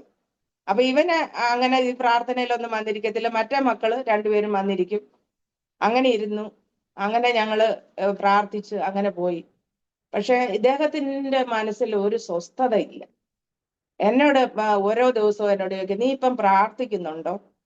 നീ ആരെല്ലാം പ്രാർത്ഥിക്കുന്നവരെ വിളിക്കാറുണ്ടോ? നീ ചെങ്ങുന്നു പോയിച്ചു വന്നതൊക്കെ നിനക്ക് വലിയ വ്യത്യാസമാണ് എന്നൊക്കെ ഞാൻ അന്നേരം ഒന്നും മറുപടി പറയാതെ, ഞാൻ പ്രാർത്ഥിക്കുന്നില്ലെന്നും പറയത്തില്ല, പ്രാർത്ഥിക്കുന്നുണ്ടെന്നും പറയത്തില്ല. ഇദ്ദേഹത്തെ ചൂട് പിടിപ്പിക്കാതിരിക്കാൻ ഞാൻ ഇങ്ങനെ ഒഴിഞ്ഞു മാറി മാറി നിന്നു. അങ്ങനെ ഇരുന്ന ഉടനെ ഒരു ദിവസം ഈ മോനെ, അപ്പൊ ഈ തഹസീൽദാർ എന്ന് പറഞ്ഞ അച്ഛന്റെ അമ്മയുടെ അടുത്ത് എന്റെ ഹസ്ബൻഡ് ചെന്നിട്ട് ഒരു ദിവസം പറഞ്ഞു, അവക്ക് ഇപ്പം പെന്തിക്കോസ്ത് പോണോന്നൊരു ആഗ്രഹമുണ്ട്. അതുപോലെ അവിടെ ചേട്ടൻ മരിച്ചപ്പോ അവിടെ പോയി. അപ്പൊ ഈ ബ്രദറുകാരാണോ പെന്തിക്കോസുകാരാണോന്നൊന്നും പറയാൻ അറിയത്തില്ലല്ലോ. എല്ലാരും പെന്തിക്കോസുകാരാന്ന അദ്ദേഹത്തിന് അറിയാവുന്നത്. എല്ലാരും ആഭരണം ഇടാത്തവരെല്ലാം പെന്തിക്കോസ്, അങ്ങനെ അതേ അറിയത്തുള്ളൂ. അപ്പൊ ആ വീട്ടിൽ ചെന്നിട്ട് ഇങ്ങനെയൊക്കെ പറഞ്ഞപ്പം എന്നിട്ട് അവരോട് പറഞ്ഞ, അച്ഛനും അമ്മയും വന്ന് അവളോടൊന്ന് സംസാരിക്കണം, കുഞ്ഞുങ്ങൾ വളർന്നു വരുമല്ലേ, അവൾക്ക് എന്തോ കുറവായി ഇവിടെ ഉള്ളത്, അപ്പൊ അതുകൊണ്ട് അവരോട് സംസാരിക്കണം എന്ന് പറഞ്ഞു. അങ്ങനെ അവർ 2 പേരോട് ഒരു ദിവസം ഇവിടെ വന്നിട്ട് എന്നോട് പറഞ്ഞു, മോളെ, അവർക്കൊക്കെ എന്നോട് വലിയ കാര്യമോ വലിയ സ്നേഹമാ. അപ്പം എന്നോട് പറഞ്ഞു, മോളെ, മുരളി ഇന്ന് വരെ നിനക്ക് എന്ത് വേണം, അവരുടെ ഭാഷ പറഞ്ഞ അമ്പിളിയമ്മാച്ചനെ വേണമെന്ന് പറഞ്ഞാലും പിടിച്ചോണ്ട് തരുന്ന സ്വഭാവമല്ലേ, പിന്നെ നീ എന്തിനാ ഇങ്ങനെ പോയെ? യേശു എന്ന് പറഞ്ഞ ഒരു മനുഷ്യൻ. അപ്പൊ ഇവര് ഈ ഗ്രന്ഥങ്ങളൊക്കെ വായിക്കുന്നവരാ, ബൈബിളും വായിക്കും. ഞങ്ങളും ബൈബിളും വായിക്കും. പക്ഷെ അത് യേശു ദൈവം അല്ല, ഒരു മനുഷ്യപുത്രനകത്ത് അച്ഛന്റെ മോന എന്നോട് പറയാം. ഞാൻ അന്നേരം കുറെ നേരം ഇവർ പറഞ്ഞപ്പോ ഞാൻ പറഞ്ഞു, യേശു മാത്രമേ ഉള്ളൂ സത്യദൈവം. കർത്താവായ യേശു ക്രിസ്തുവിലൂടെ അല്ലാതെ ഒരു രക്ഷയില്ല. കർത്താവായ യേശു ക്രിസ്തുവിലൂടെ അല്ലാതെ സ്വർഗരാജ്യത്തിൽ പോകാൻ കഴിയുകയില്ല. അതുകൊണ്ട് ഇനി എന്റെ തല വെട്ടിയിട്ടെന്ന് പറഞ്ഞാൽ ഞാൻ ഈ ദൈവത്തെ വിട്ട് ഇനി മാറത്തില്ലെന്ന് പറഞ്ഞു. അത്രയും പറഞ്ഞു കഴിഞ്ഞപ്പോ ഇവരൊന്നും വേണ്ടിയില്ല, എഴുന്നേറ്റ് അങ്ങ് പോയി. അത് കഴിഞ്ഞേച്ച് അപ്പൊ അത് ചെന്ന് അദ്ദേഹത്തോട് പറഞ്ഞു കാണുമെന്ന് ഞാൻ വിശ്വസിക്കുന്നു. അത് കഴിഞ്ഞേച്ച് മോനെ, ഈ വലിയ മോനെ 10ാം ക്ലാസ് പരീക്ഷ എഴുതിയേച്ച് പരീക്ഷയിൽ അടുത്ത് വരുക. അപ്പൊ അന്ന് അവന് 2 ഗ്രൂപ്പ് അല്ലയോ പരീക്ഷയ്ക്ക് അന്ന്. അപ്പൊ അതിലെ ഒരു ഗ്രൂപ്പ് കിട്ടിയുള്ളൂ, ഒരു ഗ്രൂപ്പിന് തോറ്റുപോയി. അപ്പൊ 2ാമത്തെ പരീക്ഷയുടെ സമയമായി വന്നപ്പം ഇവൻ അങ്ങ് നെഞ്ചിനകത്ത് വേദന, ഭയങ്കര നെഞ്ചിനകത്ത് വേദന. അപ്പൊ ഒത്തിരി ഹോസ്പിറ്റലിൽ കൊണ്ടുപോയി, എന്നിട്ടൊന്നും ഒരു കുറവും ഇല്ല. അപ്പം മേപ്പിൾക്കുറ്റിയിലെ ഹോസ്പിറ്റലിൽ അന്ന് സെന്റ് തോമസ് മിഷൻ എന്ന് പറഞ്ഞ മേപ്പിൾക്കുറ്റി ഹോസ്പിറ്റൽ എന്ന് പറയും നമ്മുടെ അടുത്ത്. അവിടെ നല്ല ഡോക്ടേഴ്സ് ഒക്കെ ഉണ്ട്. അപ്പൊ ഞാനും ഇദ്ദേഹവും കൂടെ കുഞ്ഞിനെ അവിടെ കൊണ്ടുപോയി അവനെ കാണിച്ചു നോക്കിയപ്പോഴോ ഡോക്ടർ പറയുന്നത് അവന് കുഴപ്പമൊന്നുമില്ല. അവര് സ്കാനിങ്ങും അതും ഇതും എല്ലാം നോക്കിയിട്ട് കുഴപ്പമൊന്നും ഇല്ലെന്ന് പറഞ്ഞു, ഇനി പോന്നു. പക്ഷെ ഇവിടെ ഒരു ദിവസം ഇവിടെ അന്നൊരു ജോലിക്കാരി ഉണ്ട്. ജോലിക്കാരി ഞാനും കൂടെ ചേർന്ന്, അന്ന് കടയവധിയാ, വ്യാഴാഴ്ച ദിവസമാണ്. അപ്പൊ ഞാൻ വ്യാഴാഴ്ചയാ അന്ന് കടയവധി. അന്ന് ഞങ്ങൾ ഇച്ചിരി പായസം വെച്ചുകൊണ്ട് നിൽക്കുന്ന സമയമാണ്. അപ്പം ഈ മോൻ ഇവിടെ ആ സമയത്ത് ഇവൻ അങ്ങ് നെഞ്ചിനാത്തി വേദന വന്നിട്ട് ഭയങ്കര വെപ്രാളം എടുത്ത് ഭയങ്കര കരച്ചില്. അപ്പൊ എന്നോട് പറഞ്ഞ്, പിന്നെ എടി നമുക്ക് എന്നാ പിന്നെ വേറെ BSM-ൽ ഒരു ഡോക്ടർ ഉണ്ട്, അവിടെ നിന്ന് കൊണ്ടുപോയാലോ. അപ്പൊ ഇദ്ദേഹം കാണാതെ ഞാന് ചെങ്ങന്നൂര് ഇളയ ചേട്ടത്തി, എന്റെ നേരെ മൂത്ത ചേട്ടത്തിയുടെ ഭർത്താവിനോട് വിളിച്ചു പറഞ്ഞ്, ജോണിച്ചായൻ ഒന്ന് പറ, ഇവിടെ ആരെങ്കിലും കൊണ്ടൊന്ന് പ്രാർത്ഥിപ്പിച്ച് നോക്കാൻ പറ, ഒന്ന് വിളിച്ച്. അന്നേരം ചിലപ്പോ ഞാൻ പറഞ്ഞ കേൾക്കത്തില്ല, ജോണിച്ചാൻ പറഞ്ഞ ചിലപ്പം കേൾക്കുമായിരിക്കും എന്ന് പറഞ്ഞു. അങ്ങനെ അച്ചായനെ കൊണ്ട് അന്ന് ഫോൺ ആയി. അപ്പം വിളിച്ച് പറഞ്ഞപ്പോഴത്തേന് ജോണിച്ചായനോട് മറുപടി ഒന്നും പറഞ്ഞില്ല. പക്ഷെ എന്റെ നേരെ അങ്ങ് തുടങ്ങി, നീ കൊച്ചുങ്ങളെ എല്ലാം ഇപ്പം ബന്ധുക്കോസിലാക്കാൻ തുടങ്ങുക, പിന്നെ നീ അല്ലയോ ജോണിച്ചായനെ കൊണ്ട് പറയിപ്പിച്ചത്, അല്ലാതെ ജോണിച്ചായൻ അങ്ങനെ പറയുന്നതല്ല, പിന്നെ എന്നും പറഞ്ഞുകൊണ്ട് ഭയങ്കര പ്രശ്നം ഉണ്ടാക്കി പാസ്റ്റർ. ഇവിടെ നിന്ന് പായസം എല്ലാം കൂടെ അടുപ്പേന്ന് എടുത്ത് തെക്കോട്ട് എറിഞ്ഞ് ഭയങ്കര പ്രശ്നമായി. ഞാൻ ഒരക്ഷരം മിണ്ടുന്നില്ല, ഒരൊന്നും മിണ്ടാതെ ഇരുന്നു. എന്നിട്ട് ഇദ്ദേഹം പിന്നെ ഇവന്റെ ആ ഹോസ്പിറ്റലിലെ ഒരു ചീട്ടും ഒക്കെ കൂടെ എടുത്തുകൊണ്ട് ഇവിടുന്ന് അങ്ങ് ഇറങ്ങിപ്പോയ സമയത്ത് ഞാൻ ഓടി വന്ന് മോനോട് ചോദിച്ചു, മക്കളെ, അമ്മച്ചി യേശുപ്പച്ചനോടൊന്ന് പ്രാർത്ഥിക്കട്ടെ, എന്റെ മോന്റെ അസുഖം എല്ലാം അങ്ങ് മാറും. അപ്പൊ എന്നോട് പറഞ്ഞു, അമ്മച്ചി പ്രാർത്ഥിക്കാൻ പറഞ്ഞു. ഞാൻ അങ്ങനെ അവന്റെ കട്ടിലിന്റെ സൈഡിൽ മുഴങ്കാൽ മടക്കി അവിടെ ഇരുന്ന് പ്രാർത്ഥിച്ചു. അവന്റെ ദേഹത്തോട്ട് കൈവച്ച് ഞാനിങ്ങനെ പ്രാർത്ഥിച്ചു. എനിക്ക് തന്ന കൃപ പ്രകാരം ഞാനിങ്ങനെ പ്രാർത്ഥിച്ചു കഴിഞ്ഞപ്പം അവന് സുഖമായിട്ട് അവിടെ കിടന്ന് ഉറങ്ങി ഇച്ചിരി കഴിഞ്ഞപ്പം അവൻ ഉണർന്നു. ഞാൻ ചോദിച്ചു, എങ്ങനെയുണ്ട് മക്കളെ? ഒരു കുഴപ്പമില്ല അമ്മേ, എന്റെ മാറി. അങ്ങനെ അവനെ ദൈവം വിശ്വാസത്തിൽ കൊണ്ടുവന്ന് പാസ്റ്റർ. കാരണം ഇവൻ വിശ്വാസത്തിൽ വരാതിരിക്കും തോറും എനിക്ക് പേടിയായിരുന്നു. കാരണം ഞങ്ങൾ ഇവിടുന്ന് പ്രാർത്ഥിക്കുന്നതുമല്ലോ ഇവൻ ചിലപ്പം പറഞ്ഞു കൊടുത്താലോ എന്നുള്ള ഒരു പേടിയുണ്ടായിരുന്നു. അങ്ങനെ അവന് കർത്താവ് അവന്റെ മനസ്സിലൊരു മാനസാന്തരം കൊടുത്തു. അങ്ങനെ മോനും ഞങ്ങളുടെ കൂടെ വന്നിരുന്ന് പ്രാർത്ഥിക്കാനൊക്കെ തുടങ്ങി. അങ്ങനെ ഇദ്ദേഹത്തിന് ഒരു ദിവസവും പിശാച് സമാധാനം കൊടുക്കത്തില്ല. ഓരോ ദിവസവും ഇങ്ങനെ അലട്ടിക്കൊണ്ടിരിക്കുക. പക്ഷെ ദൈവത്തിന്റെ പിന്നെ ഒരു ദിവസം കടയിലോട്ട് ചെന്ന് കഴിഞ്ഞപ്പം ഉച്ചയ്ക്ക്, അന്നേരം രാവിലെ ഞാൻ ഇദ്ദേഹത്തിന് എവിടെങ്കിലും തുണി എടുക്കാനോ വല്ലതും പോകണമെങ്കിലേ രാവിലെ ഞാൻ പോകത്തുള്ളൂ. ഇല്ലാത്ത ദിവസം ഞാൻ ഉച്ചയ്ക്ക് 1 മണിക്ക് ഊണും കഴിഞ്ഞ് ഇദ്ദേഹത്തിനുള്ള ഭക്ഷണമൊക്കെ എടുത്ത് വെച്ചാൽ ഞാൻ കടയിൽ പോകത്തുള്ളൂ. എന്നിട്ട് 4 മണി വരെ ഞാൻ അവിടെ ഇരിക്കും. ഇദ്ദേഹം വരുന്ന ഉടനെ ഞാനിഞ്ഞ് പോരും. അങ്ങനെ ഞങ്ങളുടെ ചിട്ട. പക്ഷെ അന്ന് ഒരു ദിവസം ഞാൻ ഈ സംഭവം എല്ലാം കഴിഞ്ഞ് ഒരു ദിവസം ഞാൻ കടയിലോട്ട് ചെല്ലുക. ഉച്ചയ്ക്ക് 1 മണിയായപ്പോ ചെന്ന ഉടനെ എന്നോട് മിണ്ടുന്നില്ല, മുഖം വീർപ്പിച്ചിരിക്കുക. അപ്പം പിന്നെ ഞാന് സ്റ്റാഫുകളൊക്കെ ഇരിക്കുന്നിടത്തോട്ട് മാറി അവരുടെ കൂടിച്ചിട്ട് കുറെ നേരം ഇരുന്ന് കാര്യമൊക്കെ പറഞ്ഞിരുന്നു. പക്ഷെ പോകുന്ന ലക്ഷണമില്ല, വീട്ടിലോട്ട് വരുന്ന ലക്ഷണമില്ല ഉണ്ണാൻ. അപ്പൊ ഞാൻ അങ്ങോട്ട് ചെന്ന് ചോദിച്ചു, പോന്നില്ലേ വീട്ടില്? ഇല്ല, പോന്നില്ല, നീ പോയിക്കോളാൻ പറഞ്ഞു. ഞാൻ കുറച്ചു നേരം കൂടെ അവിടെ ഇരുന്നേച്ച് ഞാൻ എണ്ണിച്ച് പോകുന്ന വഴിക്ക് എനിക്ക് ഭയങ്കര വിഷമം. എങ്കിലും ഞാൻ ദൈവത്തോട് എന്റെ ഉള്ളത്തിൽ നല്ല ധൈര്യമാണ് കർത്താവ് തരുന്നത്. ഞാൻ ഇങ്ങോട്ട് വരുന്ന വഴിക്ക് ഇവിടെ ഒരു മർത്തോമ ഒരു ഭവനമുണ്ട്. നല്ല സാധുക്കളാ, നല്ല അച്ചായനും കറിയച്ചായനും കുഞ്ഞുമാമ എന്ന് പറയും. ഭയങ്കര സ്നേഹം, എന്നോട് വലിയ കാര്യവുമാണ്. അമ്മമ്മ പഴയ നേഴ്സായിരുന്നു. അപ്പൊ ഞാൻ ഇടയ്ക്കൊക്കെ മരുന്ന് ഇഞ്ചക്ഷനോ എല്ലാം ചെയ്യണമെങ്കിൽ അവിടെ കൊണ്ടുചെല്ലുകയും അങ്ങനെ ഞങ്ങൾ തമ്മിൽ ഭയങ്കര സ്നേഹമാണ്. അപ്പൊ ഞാൻ അങ്ങനെ വരുന്ന വഴിക്ക് എനിക്ക് തോന്നി ആ വീട്ടിലൊന്ന് കയറാം, അവരോടൊന്ന് പറയാം ഞാൻ ഇങ്ങനെ രക്ഷിക്കപ്പെട്ടു, ഞങ്ങൾക്ക് വേണ്ടി പ്രാർത്ഥിക്കണമെന്നൊന്ന് പറയാം. അവിടെ മർത്തോമക്കാരാണെങ്കിലും പെന്തക്കോസ്ത് പാസ്റ്റർമാരൊക്കെ വരുന്ന ഒരു വീടാ, അവിടെ ഇരുന്ന് പ്രാർത്ഥിപ്പിക്കുകയൊക്കെ ചെയ്യുന്ന ഒരു വീടാ. അങ്ങനെ ഞങ്ങൾ അവിടുന്ന് പിന്നെ ഞാൻ അങ്ങോട്ട് വരുന്ന വഴിക്ക് ആ വീട്ടിൽ കയറി ഞാൻ അങ്ങോട്ട് കയറി ചെല്ലുകയും എതിർവശത്തൂടെ ഒരു കർത്താവിന്റെ ദാസനെ ഒരു പെട്ടിയൊക്കെ പിടിച്ച് ആ വീട്ടിലോട്ട് കയറി വരുന്നു. അപ്പൊ എനിക്ക് കണ്ടപ്പോഴേ എനിക്ക് തോന്നി ഒരു പാസ്റ്ററാ എന്ന് എനിക്ക് തോന്നി. അപ്പൊ എന്നെ കണ്ടു കഴിഞ്ഞ ഉടനെ പാസ്റ്റർ പിന്നെ പറയുക, യഹോവ ഇപ്രകാരം അരുളി ചെയ്യുന്നു, നീ മടങ്ങി വന്നാൽ ഞാൻ നിന്നെ എന്റെ മുൻപാകെ നിൽക്കുവാൻ തക്കവണ്ണം വീണ്ടും കൈക്കൊള്ളും. അധമമായത് ഉപേക്ഷിച്ച് ഉത്തമമായത് പ്രസ്താവിച്ചാൽ നീ എന്റെ വായ് പോലെയാകും. അവർ നിന്റെ പക്ഷം തിരിയും, നീ അവരുടെ പക്ഷം തിരികയില്ല. ഈ വചനം എന്നോട് പറഞ്ഞു. അപ്പൊ ഞാൻ അന്തം വിട്ട് നിൽക്കുക. ഈ ദൈവദാസൻ എങ്ങനെ അറിഞ്ഞു ഞാന് രക്ഷിക്കപ്പെട്ടെന്നും എന്നോട് പിന്നെ ഇത് പറയാനായിട്ട് ദൈവമാണല്ലോ തോന്നിച്ചു കൊടുത്തത്. ആ വീട്ടുകാർ പോലും കേട്ടില്ല. അതിനു മുമ്പ് ആ മുറ്റത്ത് വെച്ച് എന്നോട് എന്നെ കണ്ട ഉടനെ ഈ വചനം പറഞ്ഞു. അപ്പൊ എനിക്ക് അത് ഞാൻ പറഞ്ഞു. അപ്പൊ ഞാൻ ഈ പാസ്റ്ററോട് പറഞ്ഞു, പാസ്റ്ററെ ഞാൻ ഇതുപോലെ രക്ഷിക്കപ്പെട്ടു. അപ്പം അമ്മമ്മ കണ്ടു ഞാൻ കയറി വരുന്ന, ഓടി വന്ന അച്ഛനും അമ്മമ്മയും വന്നിട്ട് അവര് പറഞ്ഞു, പിന്നെ അവള് തങ്കം പോലുള്ള കൊച്ച, അവള് ഇങ്ങനെ വന്നെങ്കിലും അവള് നല്ല കുഞ്ഞാ, ദൈവം അവളുടെ അപ്പനെയും അമ്മയുടെയും പ്രാർത്ഥനയൊക്കെ ദൈവം മാനിക്കാതിരിക്കുമോ എന്നൊക്കെ പറഞ്ഞ് ഇവര് കുറെ എനിക്ക് സപ്പോർട്ടൊക്കെ പറഞ്ഞ്, അങ്ങനെ ആ ദേവദാസൻ അവിടെ വെച്ച് എന്നോട് പ്രാർത്ഥിച്ചു. ഞങ്ങൾ എന്നെ വീട്ടിലയച്ചു. അങ്ങനെ ഞാൻ വീട്ടിൽ വന്നു കഴിഞ്ഞ് ഞാന് എന്റെ പ്രാർത്ഥന ഞാൻ മുടക്കിയില്ല.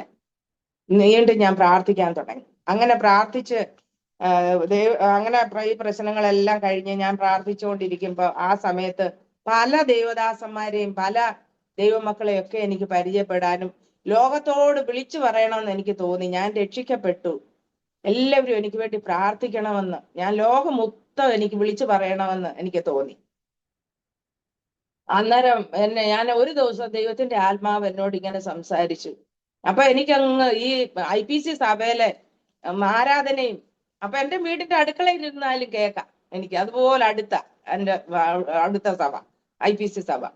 അപ്പൊ അവിടുത്തെ ആരാധനയും കൂട്ടായ്മയും എല്ലാം കേട്ട് ഞാൻ സന്തോഷിക്കും. പക്ഷെ എനിക്കങ്ങ് ആരാധനയ്ക്ക് പോകണം, എനിക്കങ്ങ് എന്റെ ദൈവത്തെ പോയി ആരാധിക്കണം, അതിനങ്ങ് വെമ്പൽ കൊള്ളുക. അങ്ങനെ നിന്ന് കഴിഞ്ഞപ്പോ ഒരു ദിവസം കർത്താവ് എന്നോട് വചനത്തിലൂടെ സംസാരിച്ചു, നീ നിന്റെ പിതൃഭവനത്തിലേക്ക് ചാർച്ചക്കാരുടെ അടുക്കലേക്ക് മടങ്ങി പോകണം. അപ്പൊ ഞാന് വചനം ഇങ്ങനെ എന്നോട് സംസാരിച്ചപ്പോ ഞാൻ ചോദിച്ചു, കർത്താവ് ഞാൻ എങ്ങനെ പോകണം? എന്റെ ഭർത്താവിനെ മക്കളെ വെട്ടിച്ച് പോകാൻ പറ്റുമോ? ഞാൻ പോയ എങ്ങനെയാ ഇവരെ നേടിയെടുക്കുന്നത്? അപ്പം പറഞ്ഞല്ല, അവിടുത്തെ ആരാധനയ്ക്കായിട്ട് നീ അവിടെ പോകണം എന്ന് ദൈവത്തിന്റെ ആത്മാവിനോട് സംസാരിച്ചു. അങ്ങനെ ഞാന് എന്റെ പിതൃഭവനത്തിലേക്ക്, ബ്രദറൻ സഭയാണല്ലോ ഉള്ളത്, ഞാൻ അവിടെ ചെന്ന് എന്റെ ബന്ധുക്കളാണല്ലോ അവിടെ കൂടുതൽ പേര്. അപ്പൊ അവരോട് ഞാൻ അങ്ങനെ ചെന്നപ്പം അവരപ്പൊ അറിഞ്ഞു ഞാനിങ്ങനെ രക്ഷിക്കപ്പെട്ടെന്ന് അവരെല്ലാരും അറിഞ്ഞു. അപ്പൊ ഞാൻ അവിടെ ചെന്നപ്പോഴത്തേന് അവർക്കെല്ലാം ഭയങ്കര സന്തോഷം, ഹാപ്പിയായി. അങ്ങനെ ഞാൻ സൺഡേയില് ഇദ്ദേഹം അറിയാതെ ഏതെങ്കിലും ഒക്കെ കള്ളം പറയും, എന്റെ ഇന്നാരുടെ വിവാഹമാണ് അല്ലെങ്കിൽ ഒരു മരണം നടന്നു, അതിന് പോവാന്നൊക്കെ പറഞ്ഞുകൊണ്ട് ഞാൻ അങ്ങനെ ഇവിടെ പോയി ദൈവത്തെ ആരാധിക്കാനായിട്ട് അങ്ങനെ കടന്നു പോകും. അങ്ങനെ പോയി ദൈവത്തെ ആരാധിക്കും. അങ്ങനെ കുറെ നാൾ കഴിഞ്ഞപ്പം ഈ പള്ളിക്കൽ സഭയെന്ന് പറയും. പള്ളിക്കലെ ഒരു മോൻ, അവരെല്ലാം അമേരിക്കയില. അതിന്റെ മൂത്ത മോൻ ഈ GV മത്തായി എന്ന് പറയും, അമേരിക്കയിലെ സുവിശേഷകന്. അപ്പൊ അവരുടെ തന്നെ ഒരു സഭ കല്ലുമല IM എന്ന് പറയും, IM സഭ. അവിടെ ബൈബിൾ കോളേജും ചിൽഡ്രൻസ് ഹോമും ഒക്കെ ഉണ്ട്. അവിടെ ഉള്ളവർക്ക് വേണ്ടി ആരാധിക്കാൻ അവിടെയും ചെറിയൊരു സഭയുണ്ട്. ഞാൻ അങ്ങനെ ഈ ഇടയ്ക്കൊക്കെ എല്ലാ സമയം കിട്ടുന്ന അനുസരിച്ചൊക്കെ ഞാൻ പള്ളിക്കൽ സഭയിൽ പോയി ദൈവത്തെ ആരാധിച്ചുകൊണ്ടിരുന്നു. അങ്ങനെ ഇരുന്ന ഉടനെ ഇദ്ദേഹത്തിന് തോന്നി എല്ലാവരും ഒക്കെ വിളിക്കുന്നുണ്ട്, പ്രാർത്ഥിക്കും, ഇതെല്ലാം പിശാച് ഇങ്ങനെ പുള്ളിയെ അങ്ങ് തോന്നിപ്പിച്ചു കൊടുക്കുന്നതാ. അപ്പം കൊച്ചുങ്ങളോട്, അപ്പൊ എന്നോട് അങ്ങനെ ഇങ്ങനെ മിണ്ടത്തില്ല. അപ്പം കൊച്ചുങ്ങളോട് ഒരു ദിവസം പറഞ്ഞു, നിങ്ങളുടെ അമ്മയോട് പറഞ്ഞേക്കണം, ഇവിടുന്ന് വണ്ടി എടുത്തോണ്ട് എവിടെ പോയാലും ഞാൻ കിലോമീറ്റർ ശ്രദ്ധിക്കും, എനിക്കറിയാം. അന്ന് കൈനിറ്റിക്ക ഉണ്ട്, അതല്ല ഞാൻ എങ്ങനെ യാത്ര ചെയ്യുന്നത്. അപ്പം അപ്പൊ ഞാൻ പറഞ്ഞു, അപ്പൊ എനിക്കൊരു പേടിയായി. പക്ഷെ എന്നായിട്ടും എനിക്ക് ആരാധന ഞായറാഴ്ച വരുമ്പോ എനിക്ക് പോയേ പറ്റൂ, എനിക്ക് ഇരിക്കാനൊക്കത്തില്ല. ഞാൻ അങ്ങനെ പോയേച്ച് വന്നിട്ട് പിറ്റേ ദിവസം കുറച്ച് ദിവസമൊക്കെ ആയിട്ടും കിലോമീറ്റർ നോക്കുമെന്ന് പറഞ്ഞിട്ട് കിലോമീറ്റർ ഒന്നും നോക്കുന്നില്ല. പക്ഷെ ഞാൻ മോനോട് ചോദിച്ചേടാ, ഇതൊന്നും നോക്കാൻ നിനക്കറിയാം, ഇതിന്റെ കിലോമീറ്ററിന്റെ ഇത് നോക്കിയാ കണ്ടുപിടിക്കാം. അപ്പൊ അവൻ പറയുന്നത് അത് കേടായി കിടക്കുവാൻ പറ്റി, അത് കേടായി, ദൈവം അത് അങ്ങ് കേടാക്കി, അപ്പം കിലോമീറ്റർ കണ്ടുപിടിക്കാൻ പറ്റുന്നില്ല. അപ്പം അങ്ങനെ ഞങ്ങള് വീണ്ടും ഞാൻ ഈ കൊച്ചുങ്ങളെ കൂടെ മക്കളെ കൂടെ കൊണ്ടുപോകാൻ തുടങ്ങി. അങ്ങനെ പോയി. പക്ഷെ അങ്ങനെ വന്ന് അപ്പൊ ഒത്തിരി ദൈവദാസന്മാരെ, ഒത്തിരി ദൈവമക്കളെ എല്ലാം പരിചയപ്പെടാനിടയായി. അങ്ങനെ കാപ്പിലെ ദേവദാസന് ബാബു പാസ്റ്റർ എന്ന് പറയും, പാസ്റ്റർ ഇടയ്ക്കൊക്കെ വന്ന് ഇവിടെ വന്ന് പ്രാർത്ഥിക്കാനൊക്കെ ഇടയായി. ഇടയ്ക്ക് ഇദ്ദേഹം വരാത്ത സമയത്ത് സമയം നമുക്കറിയാവില്ല, ഇദ്ദേഹം ഇവിടെ ഇല്ലാത്ത സമയത്ത് അവരെ വിളിച്ച് ഞാൻ ഇവിടെ നിന്ന് പ്രാർത്ഥിപ്പിക്കുകയും അങ്ങനെ മക്കള് 3 പേരും രക്ഷിക്കപ്പെട്ടു. 3 പേരും രക്ഷിക്കപ്പെട്ട് പിന്നെ അങ്ങനെ നിൽക്കുക. അങ്ങനെ നിന്ന സമയത്ത് എനിക്ക് തോന്നി എനിക്ക് സ്നാനപ്പെടണം. എനിക്ക് പിന്നെ അത് ഇപ്പം എങ്ങനെ സ്നാനപ്പെടണം, ഞാനത് പള്ളിക്ക സഭയെ പറഞ്ഞു. പള്ളിക്ക സഭയെ ഞാൻ പറഞ്ഞു എനിക്ക് സ്നാനപ്പെടണമെന്ന് പറഞ്ഞു. അന്നേരം എന്നോട് പിന്നെ അവിടുത്തെ മോനെ ബാബുവിനോട് പറഞ്ഞു, മോനെ എനിക്ക് സ്നാനപ്പെടണം അമ്മാമ്മയ്ക്ക് എങ്ങനെയാ. അന്നേരം എന്നോട് പറഞ്ഞു, അമ്മാമ്മേ ജീവിയപ്പച്ചന് ഇപ്പൊ ഈ 2 ആഴ്ചയോടെ കഴിയുമ്പോൾ വരുന്നുണ്ട് അമേരിക്കയിൽ, അപ്പച്ചനെ കൊണ്ട് സ്നാനപ്പെടുത്തിക്കാൻ എന്ന് പറഞ്ഞു. അങ്ങനെ അച്ചായന് അമേരിക്കയിൽ നിന്ന് വന്ന ഉടനെ ഞാനിങ്ങനെ വിശ്വാസത്തിൽ വന്നെന്ന് അറിഞ്ഞുകൊണ്ട് പള്ളിക്ക സഭയെ വന്നു. എന്നെ കണ്ടു, ഭയങ്കര സന്തോഷമായി. അപ്പൊ എന്നോട് പറഞ്ഞ് നമുക്ക് സ്നാനപ്പെടാം മോളെ എന്ന് പറഞ്ഞു. അങ്ങനെ ഞാൻ IME ചെന്ന് അവിടെ വെച്ച് ആരും അറിയാതെ ഞാൻ സ്നാനപ്പെട്ടു. അങ്ങനെ സ്നാനപ്പെട്ട് അങ്ങനെ നിന്നു. പക്ഷെ ഓരോ ദിവസം കഴിയുന്തോറും പ്രതികൂലങ്ങൾ ഓരോ ദിവസവും വർദ്ധിച്ചു വരും. അങ്ങനെ നിന്ന സമയത്ത് ഞാൻ ഇവിടെ എൻ്റെ വീട്ടിൽ നിന്ന് രാധയെന്ന് പറയും, ജോലിക്ക് നിന്ന കൊച്ച്, അവള് എൻ്റെ ഈ വിശ്വാസവും, ഞാൻ ഇദ്ദേഹം ഇവിടെ ഇല്ലാത്ത സമയത്ത് പ്രാർത്ഥിക്കുന്നതും പാടുന്നതും ആരാധിക്കുന്നതും പിന്നെ ഉപവസിക്കുകയും എല്ലാം ചെയ്യുന്നുണ്ട്. ഇപ്പൊ എനിക്കിതെല്ലാം ഒരു മനുഷ്യരും പറയാവുന്നതല്ല. പക്ഷെ എന്നെ ദൈവാത്മാവ് ഓരോന്ന് തോന്നിക്കുക, ഞാൻ അത് ചെയ്യുക. അങ്ങനെ ഈ കണ്ട് എൻ്റെ ഓരോ രീതി കണ്ട് ഈ കൊച്ച് ഇവളെന്നോട് ചോദിച്ചു, പിന്നെ ചേച്ചി ഞാനും കൂടെ ചേച്ചിയുടെ കൂടെ പ്രാർത്ഥിക്കാൻ വരണമെന്ന് എനിക്ക് ആഗ്രഹമുണ്ട്. പക്ഷെ പിന്നെ ഞങ്ങളുടെ വീട്ടില് ഈ നാഗസർപ്പങ്ങളെ വെച്ച് ആരാധിക്കുന്നതാണ്. അപ്പൊ അതിന്റെ എല്ലാം എടുത്ത് മാറ്റിയിട്ട് ഞാൻ വരാം. ഞാൻ പറഞ്ഞു അതിനെയെല്ലാം ദൈവം അങ്ങ് മാറ്റിക്കോളും. രാധയ്ക്ക് വരാൻ ആഗ്രഹം ഉണ്ടെങ്കിൽ രാധ പ്രാർത്ഥിച്ചോ, ഞാനും പ്രാർത്ഥിക്കാം. അപ്പൊ അങ്ങനെ ഇവള് ഒരു ദിവസം എന്നോട് രാവിലെ ജോലിക്ക് വന്നപ്പം എന്നോട് പറഞ്ഞു, ചേച്ചി ഞാൻ ഇന്നലെ ഒരു സ്വപ്നം കണ്ടു. ഈ വീട്ടിൽ ഞാനിവിടെ നിൽക്കുക, ഇവിടെ ആരും ഇല്ല. അപ്പൊ ആരോ ബെല്ലടിച്ച് ഞാൻ അങ്ങോട്ട് ചെന്ന് തുറന്നപ്പം ഭയങ്കര ഒരു പ്രകാശം എൻ്റെ നേരെ വന്ന് എൻ്റെ മുഖത്തോട്ട് ഇങ്ങനെ അടിക്കുന്നതായിട്ട് കണ്ട്. ഞാൻ പറഞ്ഞു, അപ്പൊ ഞാനോട് ഇവളിങ്ങനെ പറഞ്ഞു. അപ്പൊ ഞാൻ പറഞ്ഞു അത് ദൈവത്തിന്റെ ആത്മാവാ രാധേ, ദൈവാത്മാവ് രാധയെ കണ്ടിട്ടുണ്ട്, നിങ്ങളെ കുടുംബമായിട്ട് ദൈവം വിളിച്ച് വേർതിരിക്കും. അങ്ങനെ അവര് അന്ന് മുതൽ ഈ വിളക്ക് കത്തിക്കുന്നില്ല, ഇതിനെ ഒന്നും നമസ്കരിക്കാനും പോയില്ല. അങ്ങനെ നമുക്കപ്പം എനിക്ക് കടപ്രായിലൊരു ശോശാമ്മ കൊച്ചമ്മ എന്ന് പറയും, ഒരു അമ്മച്ചി, നല്ല ഒരു പ്രവാചകീയ, നല്ല ഒരു അമ്മച്ചിയെ പരിചയപ്പെടാനിടയായി. അമ്മച്ചി ഇടയ്ക്കൊക്കെ ഇവിടെ വരും. അമ്മച്ചിയുടെ പിന്നെ അവര് സേവിനിമാരാ.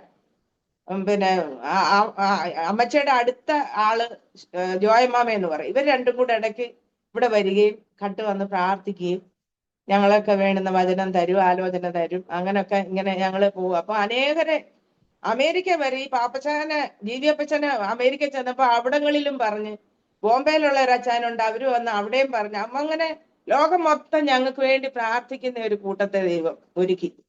അങ്ങനെ ഇരുന്ന സമയത്ത് അങ്ങനെ ഞാന് സ്നാനപ്പെട്ട് എല്ലാം കഴിഞ്ഞ് വന്ന ഉടനെ അപ്പൊ ഈ കൊച്ചൂടെ വിശ്വാസത്തിൽ വന്നു. വന്നു കഴിഞ്ഞ ഉടനെ ഒരു ദിവസം അപ്പം ഇദ്ദേഹത്തിന് അങ്ങ് തോന്നുവാ ഞാൻ ഇവിടെ ഇരുന്ന് പ്രാർത്ഥിക്കുന്നു, അല്ലെങ്കിൽ ഞാൻ ആരെങ്കിലും വിളിച്ച് വന്നിരുന്ന് പ്രാർത്ഥിക്കും. അതുകൊണ്ട് എന്നോട് പറഞ്ഞു, ഇനി മുതൽ നീ രാവിലെ അങ്ങ് കടയിൽ വരണം, 10 മണിയാകുമ്പോഴേ എൻ്റെ കൂടെ അങ്ങ് കടയിൽ വരണം. അപ്പൊ ഞാൻ അവിടെ ഇരുന്ന സമാധാനം ഉണ്ടല്ലോ, ഞാൻ ഇവിടെ. അപ്പൊ ഞാൻ പറഞ്ഞു അതിനെന്താ വരാമെന്ന് പറഞ്ഞു. അങ്ങനെ ഇദ്ദേഹം രാവിലെ 9, 8:30 ആകുമ്പോൾ കട തുറക്കാൻ പോകും. ആ സമയത്ത് പോകുന്നപ്പോഴത്തേന് മുമ്പ് തന്നെ ഞാൻ എൻ്റെ ജോലികളെല്ലാം ഒതുക്കി വെച്ചേച്ച് അപ്പോഴത്തേന് രാധ വരും. അപ്പൊ രാധ ഞാനും കൂടെ അല്പസമയം ഇതിനകത്തിൽ ഇരുന്ന് പ്രാർത്ഥിക്കും. പ്രാർത്ഥിച്ചേച്ച് 10 മണിക്ക് മുമ്പ് കടയിൽ പോകും. അപ്പൊ ഈ പ്രാർത്ഥിക്കുന്ന സമയത്ത് ആരെങ്കിലും വരുന്നോന്ന് ഞങ്ങൾ അറിയാൻ ഗേറ്റും ഒക്കെ ലോക്ക് ചെയ്തേച്ചേ ഇരിക്കത്തുള്ളിൽ. ഗേറ്റ് അനങ്ങുമ്പോൾ ചരളാ മുറ്റത്ത് നടക്കുന്ന ശബ്ദവും കേൾക്കാം ആരെങ്കിലും വരുന്നെങ്കിൽ. അങ്ങനെ അതിനനുസരിച്ച് ഞങ്ങൾ അത് കേൾക്കത്തക്കതുപോലെ മുറിക്കകത്ത് ക്രമീകരിച്ച് ഞങ്ങൾ ഇരുന്ന് പ്രാർത്ഥിക്കും. അങ്ങനെ പല പ്രാവശ്യങ്ങളിൽ ഞങ്ങൾ അവിടെ ഇരുന്ന് ഇങ്ങനെ പ്രാർത്ഥിച്ചു. ഒരു ദിവസം ഇദ്ദേഹത്തിന്, അപ്പൊ നമ്മുടെ കടയുടെ തൊട്ട് അടുത്ത റൂം ഒരു മെഡിക്കൽ സ്റ്റോറാ. ആ മെഡിക്കൽ സ്റ്റോറിലെ പിന്നെ കൊച്ചനെ മർത്തോമക്കാരനെ സാജൻ എന്ന് പറയും. അപ്പം ആ സാജനോട് ഞാൻ പറഞ്ഞു, സാജ പിന്നെ ഒരു ദിവസം അല്ല എൻ്റെ ഹസ്ബൻഡ് ഇടയ്ക്ക് വീട്ടിലോട്ടെങ്ങാനും വരുന്നത് കാണും, അതിന് വണ്ടി എപ്പോ എടുക്കുന്നത് ഇവന് കാണാം. വണ്ടി എടുത്ത് വീട്ടിലോട്ട് വരുവാണെങ്കിൽ എന്നെ ഒന്ന് വിളിച്ചേക്കണേ എന്ന് പറഞ്ഞു. അപ്പൊ സാജൻ പറഞ്ഞു ഓക്കെ അമ്മാമ്മ ഞാൻ ചെയ്യാമെന്ന് പറഞ്ഞു. അങ്ങനെ ഇദ്ദേഹം ഒരു ദിവസം ഈ സാജൻ അന്ന് കടയിലില്ല, കട തുറന്നില്ല. അവന് വേറെ എത്ര ആവശ്യത്തിന് അന്ന് കട തുറന്നില്ല. അന്ന് ഇതുപോലെ തുറന്ന് കട എല്ലാം തുറന്നെല്ലാം ജോലിക്കാരെ ഏൽപ്പിച്ചേച്ച് ഇദ്ദേഹം അവിടുന്ന് ഇറങ്ങി വന്നു. അപ്പൊ ഇവിടെ ഞങ്ങൾ പ്രാർത്ഥിച്ചുകൊണ്ടിരുന്നപ്പോ എനിക്ക് തോന്നി മുറ്റത്ത് ചാർലനങ്ങുന്ന ശബ്ദം കേട്ടു. ഞാൻ രാധയോട് പറഞ്ഞു, അയ്യോ മുതലാളി ഞാൻ തോന്നി രാധ വരുന്നു. രാധ പെട്ടെന്ന് പോയി കതവ് തുറന്നു. അപ്പോഴത്തേന് ഇദ്ദേഹത്തിന് എന്തോ സംശയം തോന്നി, ഞങ്ങൾ പ്രാർത്ഥിക്കുമായിരുന്നോ എന്നുള്ള ഒരു സംശയം. അപ്പൊ ഇവള് വിശ്വാസത്തിൽ വന്നെന്നൊന്നും ഇദ്ദേഹത്തിന് അറിയത്തില്ല. അപ്പം ഇങ്ങോട്ട് കയറി വന്നിട്ട് രാധയോട് ചോദിച്ചു, ഞാൻ ഒരുങ്ങുന്ന രീതി മുറിക്കകത്ത് കതവ് അടച്ചിട്ട് ഞാൻ ഒരുങ്ങുന്ന രീതി നിൽക്കുക. അപ്പൊ രാധയോട് ചോദിച്ചു, നീ എന്തെടുക്കുക, എന്ത് ചെയ്യേ, അവളെന്ത് ചെയ്യേ? അത് കടയിലോട്ട് വരാൻ ഒരുങ്ങുവാ അണ്ണാന്ന് പറഞ്ഞു. അന്നേരം പറഞ്ഞു, നീയും അവളും കൂടി ഇവിടുന്ന് പ്രാർത്ഥിക്കുമല്ലായിരുന്നോ എന്ന് ചോദിച്ചു. അന്നേരം രാധ പറഞ്ഞു, അല്ല അല്ല, നീയും അവളും കൂടി ഇവിടുന്ന് പ്രാർത്ഥിക്കുമായിരുന്നെന്നും പറഞ്ഞ് ഇവളോട് കയർത്തു. അപ്പം ഞാൻ കതവ് തുറന്നു. ഞാൻ പറഞ്ഞു, ഞാൻ കടയിൽ വരാൻ ഒരുങ്ങുവാ, ഞാൻ പ്രാർത്ഥിക്കുമെന്ന്. ഞാൻ പറഞ്ഞു, ഇതെല്ലാം ചേട്ടന് ചുമ്മാതെ തോന്നുന്നതാന്ന് ഞാൻ കള്ളം പറഞ്ഞു. അപ്പോഴത്തേന് ഭയങ്കര പ്രശ്നമായി. യേശു അങ്ങ് പോയി യേശു പിന്നെ പാറക്കാട്ട് ചെന്നിട്ട് പറഞ്ഞ് ഭയങ്കരമായിട്ട് അവളിപ്പം പിള്ളേരെ വീട്ടിൽ നിൽക്കുന്ന ജോലിക്കാരിയെ എല്ലാം ബന്ധുക്കോസിലാക്കുക, അതുകൊണ്ട് കർശനമായിട്ട് നടപടി എടുക്കണമെന്നും പറഞ്ഞുകൊണ്ട് കുടുംബത്തിൽ ചെന്ന് പറഞ്ഞു. അങ്ങനെ പിന്നെ എൻ്റെ ചേച്ചിമാരെ എല്ലാരെയും കൂടെ വിളിച്ചു വരുത്താനും ഇവിടുത്തെ പഞ്ചായത്ത് മെമ്പറെ കൂടെ വിളിച്ചു വരുത്താനും എല്ലാം ഭയങ്കര പ്ലാനിങ് ഇദ്ദേഹം ചെയ്യുക. എല്ലാരെയും കൊണ്ട് വിളിച്ചു വരുത്തിയിട്ട് പറയണം, എങ്ങനെങ്കിലും പിന്നെ നീ ഹിന്ദു മതപ്രകാരം ജീവിക്കുന്നോ അതോ ക്രിസ്ത്യാനിയായിട്ട് ജീവിക്കുന്നോ, ഏതാ ഇഷ്ടം? ഹിന്ദു മതപ്രകാരം ജീവിക്കുവാണെങ്കിൽ ഇവിടെ നിന്നാ മതി, ഇല്ലെങ്കിൽ ഇറങ്ങി തരണം. പിന്നെ കൊച്ചുങ്ങളെയും കൊണ്ടുപോകാൻ പാടില്ല, ഞാനും കൊച്ചുങ്ങളും കൂടി ഇവിടെ നിന്നോളാം, നീ എവിടാന്ന് വെച്ചാൽ പോയിക്കോളാൻ പറഞ്ഞു. ബന്ധുക്കോസുകാരുടെ കൂടെ പോകുന്നെങ്കിൽ അങ്ങനെ പോകും, അല്ലെങ്കിൽ എന്റെ വീട്ടിൽ പോകുന്ന വീട്ടിൽ പോകും. അപ്പോഴത്തേന് ഈ സമയം വന്നപ്പോഴത്തേന് എൻ്റെ അപ്പച്ചൻ കടന്നുപോയി. എൻ്റെ അമ്മ ഉണ്ട്. എൻ്റെ അമ്മ അന്ന് ചെങ്ങന്നൂര ചേച്ചിമാരുടെ കൂടെ അമ്മ നിൽക്കുക. അങ്ങനെ നിന്ന സമയത്ത് പിന്നെ അങ്ങനെ ഭയങ്കര പ്രശ്നമായി. എൻ്റെ ചെങ്ങന്നൂരെ ചേച്ചിമാരെ കറ്റാണത്തൊരു ചേച്ചിയുണ്ട്, ചേച്ചിയെ എല്ലാരെയും വിളിച്ച് പറഞ്ഞു, ഇന്ന് വൈകിട്ട് എല്ലാരും കൂടി ഇവിടം വരെ വരണമെന്ന് പറഞ്ഞു ഒരു ദിവസം. അങ്ങനെ അവര് വന്നപ്പോഴാണ് ഞാൻ അറിയുന്നത്. അവരപ്പം വീട്ടിൽ വന്ന്, ഞാൻ അന്നേരം കടയിലിരിക്കുക, കട മേളിലും താഴെയായിട്ട് നിലയാ, മേളിലത്തെ നില റെഡിമെയ്ഡ്, അവിടെ ഞാൻ അന്നേരം ഇരിക്കുന്നത്. അപ്പൊ അവരെന്നെ ഇവിടെ വന്ന് അപ്പൊ ഞാനിവിടെ എന്നെ കാണാഞ്ഞിട്ട് ഇളയ ചേച്ചി അങ്ങോട്ട് വിളിച്ചെന്നെ, നീ എവിടെ അടി? ഞാൻ പറഞ്ഞു കടയിലാ. അപ്പൊ എന്നോട് പറഞ്ഞു, മുരളി ഞങ്ങളെ ഇങ്ങനെ വിളിച്ചിട്ടുണ്ടായിരുന്നു, അതിന് ഞങ്ങളെല്ലാം വന്നതാ. ഞാൻ പറഞ്ഞതാ ഞാൻ വരുന്നെന്ന് പറഞ്ഞുകൊണ്ട് ഞാൻ ഇനി വന്നു. ഇവിടെ വന്നപ്പോഴാ ഇവര് എന്നോട് വിശദമായിട്ട് പറയുന്നേ, ഇങ്ങനെ ഇന്ന് പഞ്ചായത്ത് മെമ്പറേയും പിന്നെ അവന്റെ അനിയനുണ്ട് പ്രകാശ് എന്ന് പറയും, പ്രകാശിനെ എല്ലാരെയും വിളിച്ചു കൂട്ടിയേക്കുവാ ഇന്ന്. പിന്നെ അവരുടെ മുമ്പിൽ വെച്ച് നീ യേശുവിനെ മതിയെങ്കിൽ അത്, അല്ലെങ്കിൽ ഹിന്ദു മതപ്രകാരം ജീവിക്കാനാണെങ്കിൽ അത്, അങ്ങനാന്ന് വെച്ചാ പിന്നെ അങ്ങനെ തീരുമാനിക്കണം, അതിനുവേണ്ടി ഇവരെയെല്ലാം വിളിച്ചു കൂട്ടിയേക്കുവാന്ന് പറഞ്ഞു. അങ്ങനെ ഞാൻ പിന്നെ കടയിൽ പോയില്ല, പിന്നെ ഇവരുടെ കൂടി ഇവിടെ നിന്നു. ഇപ്പോഴേ എൻ്റെ ചേച്ചിമാര് 3 പേര് വന്നു. സന്ധ്യ ആയപ്പോഴത്തേനും പാറക്കാട്ട് കുടുംബ വീട്ടിൽ വെച്ചാ ഇതിന് യോഗം കൂടാൻ തീരുമാനിച്ചിരിക്കുന്നത്. അവിടെ കാറുകൾ വരികയും പോവുകയും ഒക്കെ ചെയ്യുന്നു. അപ്പൊ ഞാനും എൻ്റെ ബ്രദറിലെ ചേച്ചിയും കൂടെ മുറിക്കകത്ത് കയറി കരം ഉറത്ത് പിടിച്ച് പ്രാർത്ഥിച്ചു, കർത്താവെ ഇതിനെ കർത്താവ് നിഷ്ഫലമാക്കി കളയണം, ഇങ്ങനെ ഒരു യോഗം ഇവിടെ കൂടാൻ ദൈവം അനുവദിക്കരുത്, ദൈവം ഞങ്ങൾക്ക് അനുകൂലമായിട്ട് നിൽക്കുന്നെങ്കിൽ പ്രതികൂലം ആര് എന്ന് പറഞ്ഞ് ഞങ്ങള് അങ്ങനെ പ്രാർത്ഥിച്ച് പിന്നെ ഇദ്ദേഹം കടയെന്ന് സാധാരണ വരുന്ന സമയമായിട്ടും വരുന്നില്ല. കട അടച്ച് സന്ധ്യ കഴിഞ്ഞ് കട അടച്ച് 9 മണിയാകുമ്പോൾ വീട്ടിൽ വരുന്ന ആളിനെ കാണുന്നില്ല. അപ്പം പിന്നെ ഒത്തിരി കഴിഞ്ഞ് ഒരു 10 മണിയൊക്കെ ആയപ്പോൾ ഉണ്ട് ഇദ്ദേഹം വന്നു. അന്നേരം 7:30 അവിടെ യോഗം കൂടുമെന്നാണ് ഇവരോട് പറഞ്ഞിരുന്നത്. അപ്പോൾ 7:30 കഴിഞ്ഞ് 10 മണിയായിട്ടും കാണില്ല. 10 മണിയൊക്കെ ആയപ്പോഴത്തേന് ഇദ്ദേഹം ഇവിടെ വന്നു. അവർ ചോദിച്ചന്നേരം, മുരളി പിന്നെ എന്തിനാ ഞങ്ങളെ വിളിപ്പിച്ചത്? അത് പിന്നെ അത് എനിക്കൊന്ന് സംസാരിക്കാനായിരുന്നു. അത് ആരണ്ടൊക്കെ വിളിക്കുമെന്നല്ലേ പറഞ്ഞത്? അതിപ്പം നടക്കുന്നില്ല. നിങ്ങളുടെ മുമ്പിൽ വെച്ച് ഇവള് പറയണം, യേശുവിനെ തള്ളി പറയുമോ അല്ലെങ്കിൽ ഹിന്ദു മതപ്രകാരം ജീവിക്കുക എന്താ ചെയ്യേണ്ടതെന്ന് പറയണമെന്ന് പറഞ്ഞു. അങ്ങനെ ഞാൻ പറഞ്ഞു, ഞാൻ ഈ വീട്ടിൽ നിന്ന് ഇറങ്ങി പോകത്തുമില്ല, എന്നെ കൊല്ലുന്നെങ്കിൽ കൊന്നോളാം. പക്ഷെ ഞാൻ ഈ വീട്ടിൽ, ഞാൻ ദൈവത്തോട് പറഞ്ഞു, കർത്താവെ, ഞാൻ എന്റെ ഭർത്താവിനെയും കുഞ്ഞുങ്ങളെയും നേടാനല്ലേ ഞാൻ നിൽക്കുന്നത്. ഞാൻ ഈ വീട്ടിൽ നിന്ന് ഇറങ്ങിപ്പോയാൽ എന്റെ ഭർത്താവിനെയും കുഞ്ഞുങ്ങളെയും നേടാൻ പറ്റുമോ? അപ്പം ഈ എന്റെ അമ്മായിയമ്മയും കൂടെ ഇങ്ങോട്ട് വന്നു. അമ്മായിയമ്മയും കൂടെ മോന്റെ കൂടെ ചേർന്ന് എന്നെ കുറിച്ച് ഒത്തിരി അപവാദങ്ങൾ എന്റെ ചേച്ചിമാരോടും ഒക്കെ പറഞ്ഞ് ഞാൻ അതെല്ലാം സഹിച്ചു. അപ്പം വലിയ മോൻ പറഞ്ഞു, എന്റെ അമ്മയെ കുറിച്ച് ഇങ്ങനെ അനാവശ്യം പറഞ്ഞാൽ അമ്മൂമ്മ പുഴുത്ത് ചാവുമെന്ന് പറഞ്ഞു. അവൻ ആ കുഞ്ഞു മനസ്സിൽ അവൻ അങ്ങനെ പറഞ്ഞു. പക്ഷെ അത് അതുപോലെ 2 മാസമായപ്പോ എന്റെ അമ്മയുടെ ദേഹം എല്ലാം അങ്ങ് പുഴുക്കാൻ തുടങ്ങി. പഴുത്ത് വൃണ്ണം പോലെ ആയിട്ട് ഹോസ്പിറ്റലിൽ പോയി 2-3 മാസം കിടന്നു. ഒടുവിൽ അമ്മ വന്ന് എന്നോട് ക്ഷമ ചോദിച്ചു എന്റെ അടുത്ത് വന്നു കഴിഞ്ഞാണ് അതെല്ലാം മാറിയത്. അപ്പൊ അതിനിടയ്ക്ക് അപ്പൊ ഇങ്ങനെ പ്രശ്നമായി. അപ്പൊ ഇവര് പാറക്കാട്ടുകാര് അപ്പം വന്നില്ലല്ലോ. അപ്പൊ പിറ്റേ ദിവസം ഞാനിങ്ങനെ തിരക്കി, എന്താ ഇവിടെ ഇങ്ങനെ അപ്പൊ ചേച്ചിമാരൊക്കെ രാവിലെ അങ്ങ് പോയി. അപ്പൊ എന്താ ഇവിടെ ഇങ്ങനെ ഇവര് കൂടാതെ എല്ലാരും പറഞ്ഞു വിട്ടത് എന്താ എന്ന് ഞാൻ അന്വേഷിച്ചപ്പോ വേറെ ഒരാൾ എൻ്റെ അടുത്ത് പറഞ്ഞു, പ്രകാശൻ ഇന്നലെ വൈകിട്ട് സന്ധ്യ ആയപ്പോ നെഞ്ചിനാത്തി വേദന വന്നു, ഹോസ്പിറ്റലിൽ കൊണ്ടുപോയി അനിയനെ. അപ്പൊ അതാണ് ഇവിടെ ഇതൊന്നും നടക്കാഞ്ഞത്. അപ്പൊ ദൈവത്തിന്റെ പ്രവൃത്തി അവിടെ വെളിപ്പെടുത്തി ആ യോഗത്തെ കർത്താവ് നിഷ്ഫലമാക്കി കളഞ്ഞു. അവിടെ അങ്ങനെ ദൈവത്തിന്റെ ഒരു പ്രവൃത്തി നടന്നുകൊണ്ട് ഒന്നും തീരുമാനിക്കാൻ പറ്റി.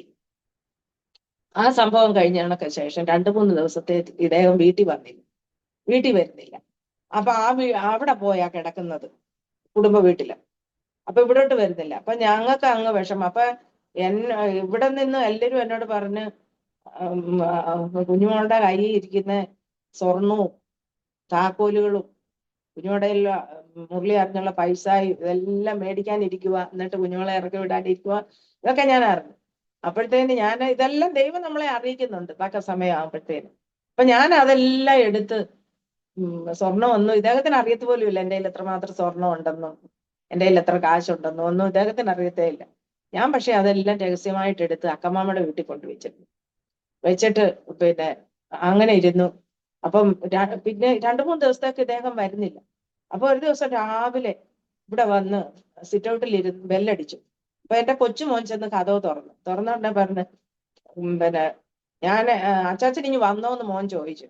അപ്പം പറഞ്ഞു, ഞാൻ എന്റെ തുണി എടുക്കാൻ വന്നതാ, ഞാൻ ഇനി ഇവിടെ നിൽക്കുന്നില്ല, നിങ്ങളുടെ അമ്മ ഇവിടെ നിൽക്കട്ടെ, അല്ലെങ്കിൽ ഞാൻ നിൽക്കാം, ആരേലും ഒരാൾ മതി എന്ന് പറഞ്ഞോണ്ട് വന്ന് തുണി എടുത്തോണ്ട് അങ്ങ് പോയേച്ച് കുറച്ചു കഴിഞ്ഞപ്പം ആ പാറക്കാട്ടെ തഹസീൽദാരൻ പറഞ്ഞ ആ അച്ഛനും എന്റെ ഭർത്താവിന്റെ അനിയന് പ്രകാശ്, വേറെ ഒരു അച്ഛന്റെ ചേട്ടന്റെ മോന്, ഇവരെല്ലാരും കൂടി ഇവിടെ കയറി വന്നു. അപ്പൊ ദൈവത്തിന്റെ ആത്മാവ് എന്നോട് പറഞ്ഞ്, അറക്കാൻ കൊണ്ടുപോകുന്ന കുഞ്ഞാടിനെ പോലെ രോമം കത്തിരിക്കുന്നവരുടെ നടുവിൽ മിണ്ടാതെ ഇരുന്നു. അപ്പൊ അങ്ങനെ മിണ്ടാതെ ഇരിക്കണമെന്ന് ദൈവം എന്നോട് സംസാരിച്ചു. ഞാൻ അങ്ങനെ ഇവര് ഇവിടെ വന്നു. ഇവര് ഭയങ്കര സംസാരമായി. അച്ഛനാ ചോദിച്ചു, നിന്റെ ഉദ്ദേശം എന്തുവാ, നീ പെന്തിക്കോസ്തി പോണോന്നാണോ, ഇത്രയും നാള് മുരളിയുടെ കൂടെ നിന്നിട്ട് നിനക്ക് എന്താ കുഴപ്പം വന്നേ, ഇതാന്ന് പറഞ്ഞ് എന്നെ ഒരുപാട് ചോദ്യം ചെയ്യാനും എന്നെ ഒത്തിരി ആക്ഷേപം പറയാനും ഒക്കെ ഇടയായി. ഞാൻ പക്ഷെ ഒന്നും എല്ലാം കേട്ട് മിണ്ടാതെ ഇരുന്നു. അപ്പൊ കുഞ്ഞുങ്ങൾ 3 പേരും പേടിച്ച് എന്റെ ചുറ്റും 3 പേര് നിൽക്കുക. അങ്ങനെ അപ്പൊ എന്നോട് ചോദിച്ചു, നീ ഇവിടുന്ന് ഇറങ്ങി പോകുന്നോ അല്ലെങ്കിൽ ഞങ്ങളെ ഇറക്കി വിടണോ എന്ന് പറഞ്ഞു. ഞാൻ അതിനും മറുപടി പറഞ്ഞു. അപ്പം അങ്ങനെ ഇരുന്ന് കുറെ നേരം ഇവര് സംസാരിച്ചു.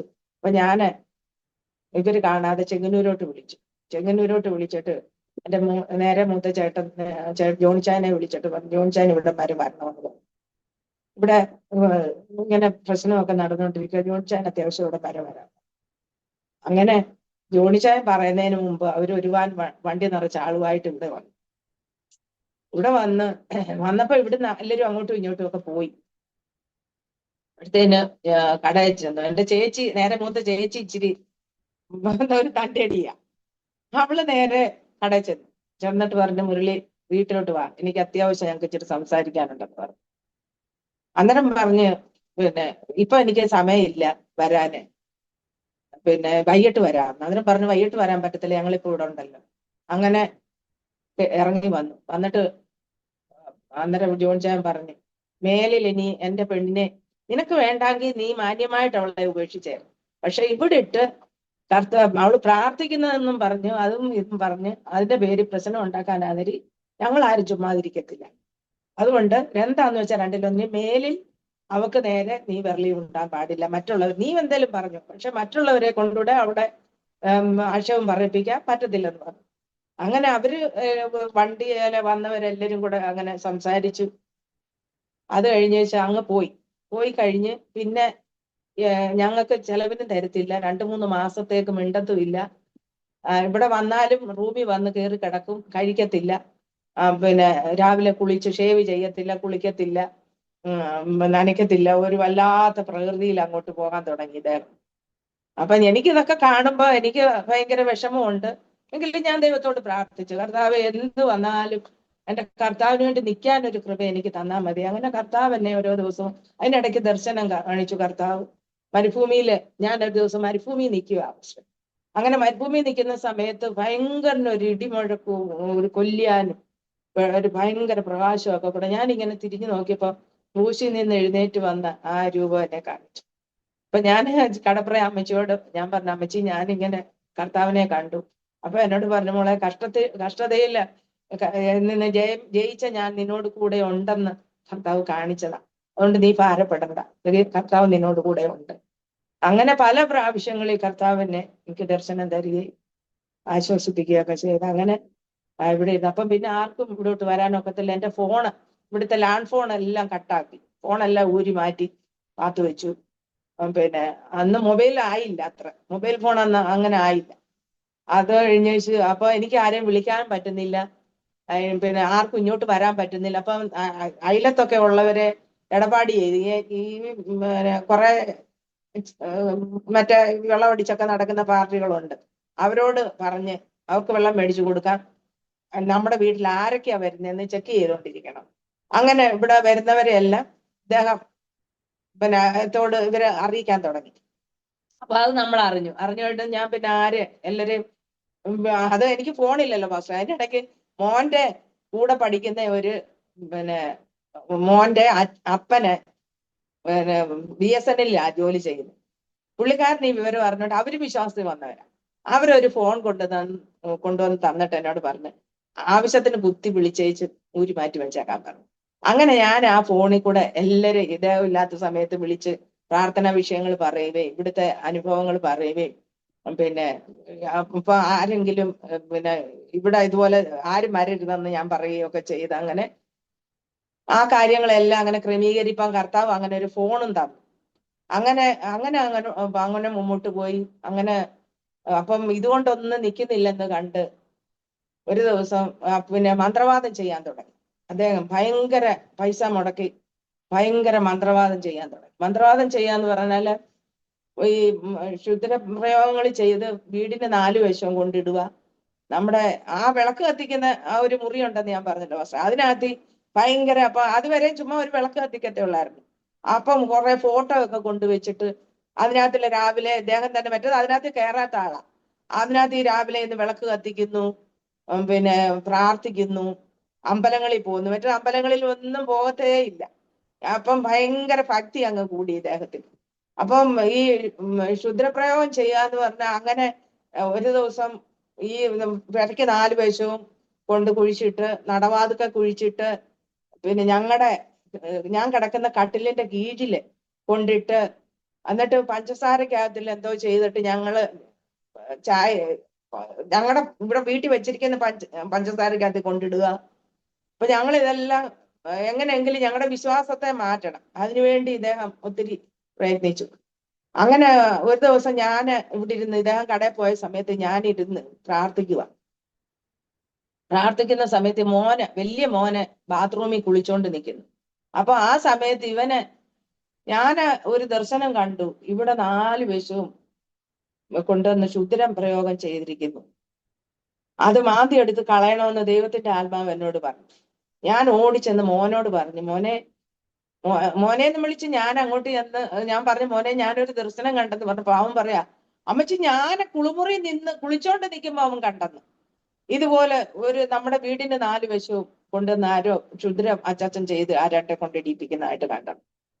അങ്ങനെ ഇവൻ കുളിച്ചു കഴിഞ്ഞ് അപ്പൊ അതിനു മുമ്പ് ഒരു അനുഭവം എന്ന് പറയാന് പാസ്റ്ററോട് പറയാന്, ഈ അപ്പുറത്തെ സഭയിൽ 21 ദിവസത്തെ ഉപവാസം നടക്കുക. അപ്പൊ ഉപവാസ പ്രാർത്ഥനയ്ക്ക് ഈ ഇടയ്ക്കൊക്കെ രാധ ഇവിടുന്ന് പോകും. അപ്പൊ ഇവര് അതിനിടയ്ക്ക് ചർച്ച് ഓഫ് ഗോഡിലെ ഒരു സഭയിൽ പോകാൻ തുടങ്ങി. ഈ വീട്ടിൽ നിന്ന കൊച്ചു അവര് കുടുംബമായിട്ട്, അവരുടെ ഭർത്താവും പിള്ളേരും എല്ലാരും കുടുംബമായിട്ട് അവര് പോകാൻ തുടങ്ങി. അങ്ങനെ ഈ IPC സഭയിലെ ഇടയ്ക്ക് 21 ദിവസത്തെ ഉപവാസത്തിന് ഇവിടുത്തെ ജോലിയെല്ലാം ഒതുക്കി വെച്ച് രാധ നേരത്തെ അങ്ങനെ ആ സഭയിലോട്ട് പോകും. അങ്ങനെ അവിടെ പോയി ഒരു ദിവസം ഈ കൊച്ചങ്ങ് അഭിഷേകം പ്രാപിച്ചു. അപ്പൊ എനിക്ക് ഇവിടെ അവര് അഭിഷേകം അവിടെ അന്യഭാഷ പറയുമ്പോഴത്തേന് എനിക്ക് ഈ അന്യഭാഷ എന്ന് പറയാന് എനിക്കങ്ങ് ഭയങ്കര ആഗ്രഹം. കർത്താവെ എന്നെ കൂടെ നിറയ്ക്കണേ, എനിക്കൂടെ അഭിഷേകം തരണേ എന്ന് പറഞ്ഞ് ഞാൻ ഇങ്ങനെ പ്രാർത്ഥിച്ചുകൊണ്ടിരിക്കുക. അങ്ങനെ എനിക്ക് ഭയങ്കര ആഗ്രഹം. ഞാൻ അപ്പുറത്ത് അക്കമ്മാമ്മയുടെ വീട്ടിൽ ഓടി ചെന്നിട്ട് പറഞ്ഞു, അമ്മമ്മ എനിക്കും കൂടെ അഭിഷേകം വേണം. അപ്പൊ അന്നേരം അമ്മാവ് പറഞ്ഞു, മോളെ അതൊന്നും പൈസ കൊടുത്ത് മേടിക്കുന്ന സാധനമല്ല, നീ ദൈവത്തോട് പ്രാർത്ഥിക്കും. അങ്ങനെ ഞാൻ അന്ന് മുതൽ ദൈവത്തോട് പ്രാർത്ഥിക്കും. എനിക്ക് പോകാൻ പറ്റത്തില്ലല്ലോ. ഞാൻ ഇതിനകത്തിൽ ഈ മുറിയായിരുന്നു എന്റെ പ്രാർത്ഥനാ മുറി.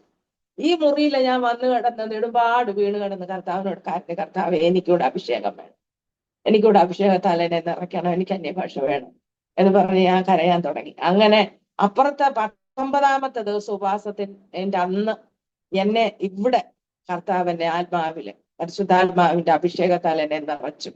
അങ്ങനെ അന്യഭാഷ അടയാളത്തോടുകൂടെ കർത്താവ് എന്നെ എടുത്തെറിഞ്ഞതുപോലെ എന്നെ അഭിഷേകത്താൽ നിറച്ചു. അപ്പം അത് കഴിഞ്ഞാണ് ഈ ക്ഷുദ്രപ്രയോഗം ഇങ്ങനെ കാണിച്ചത്.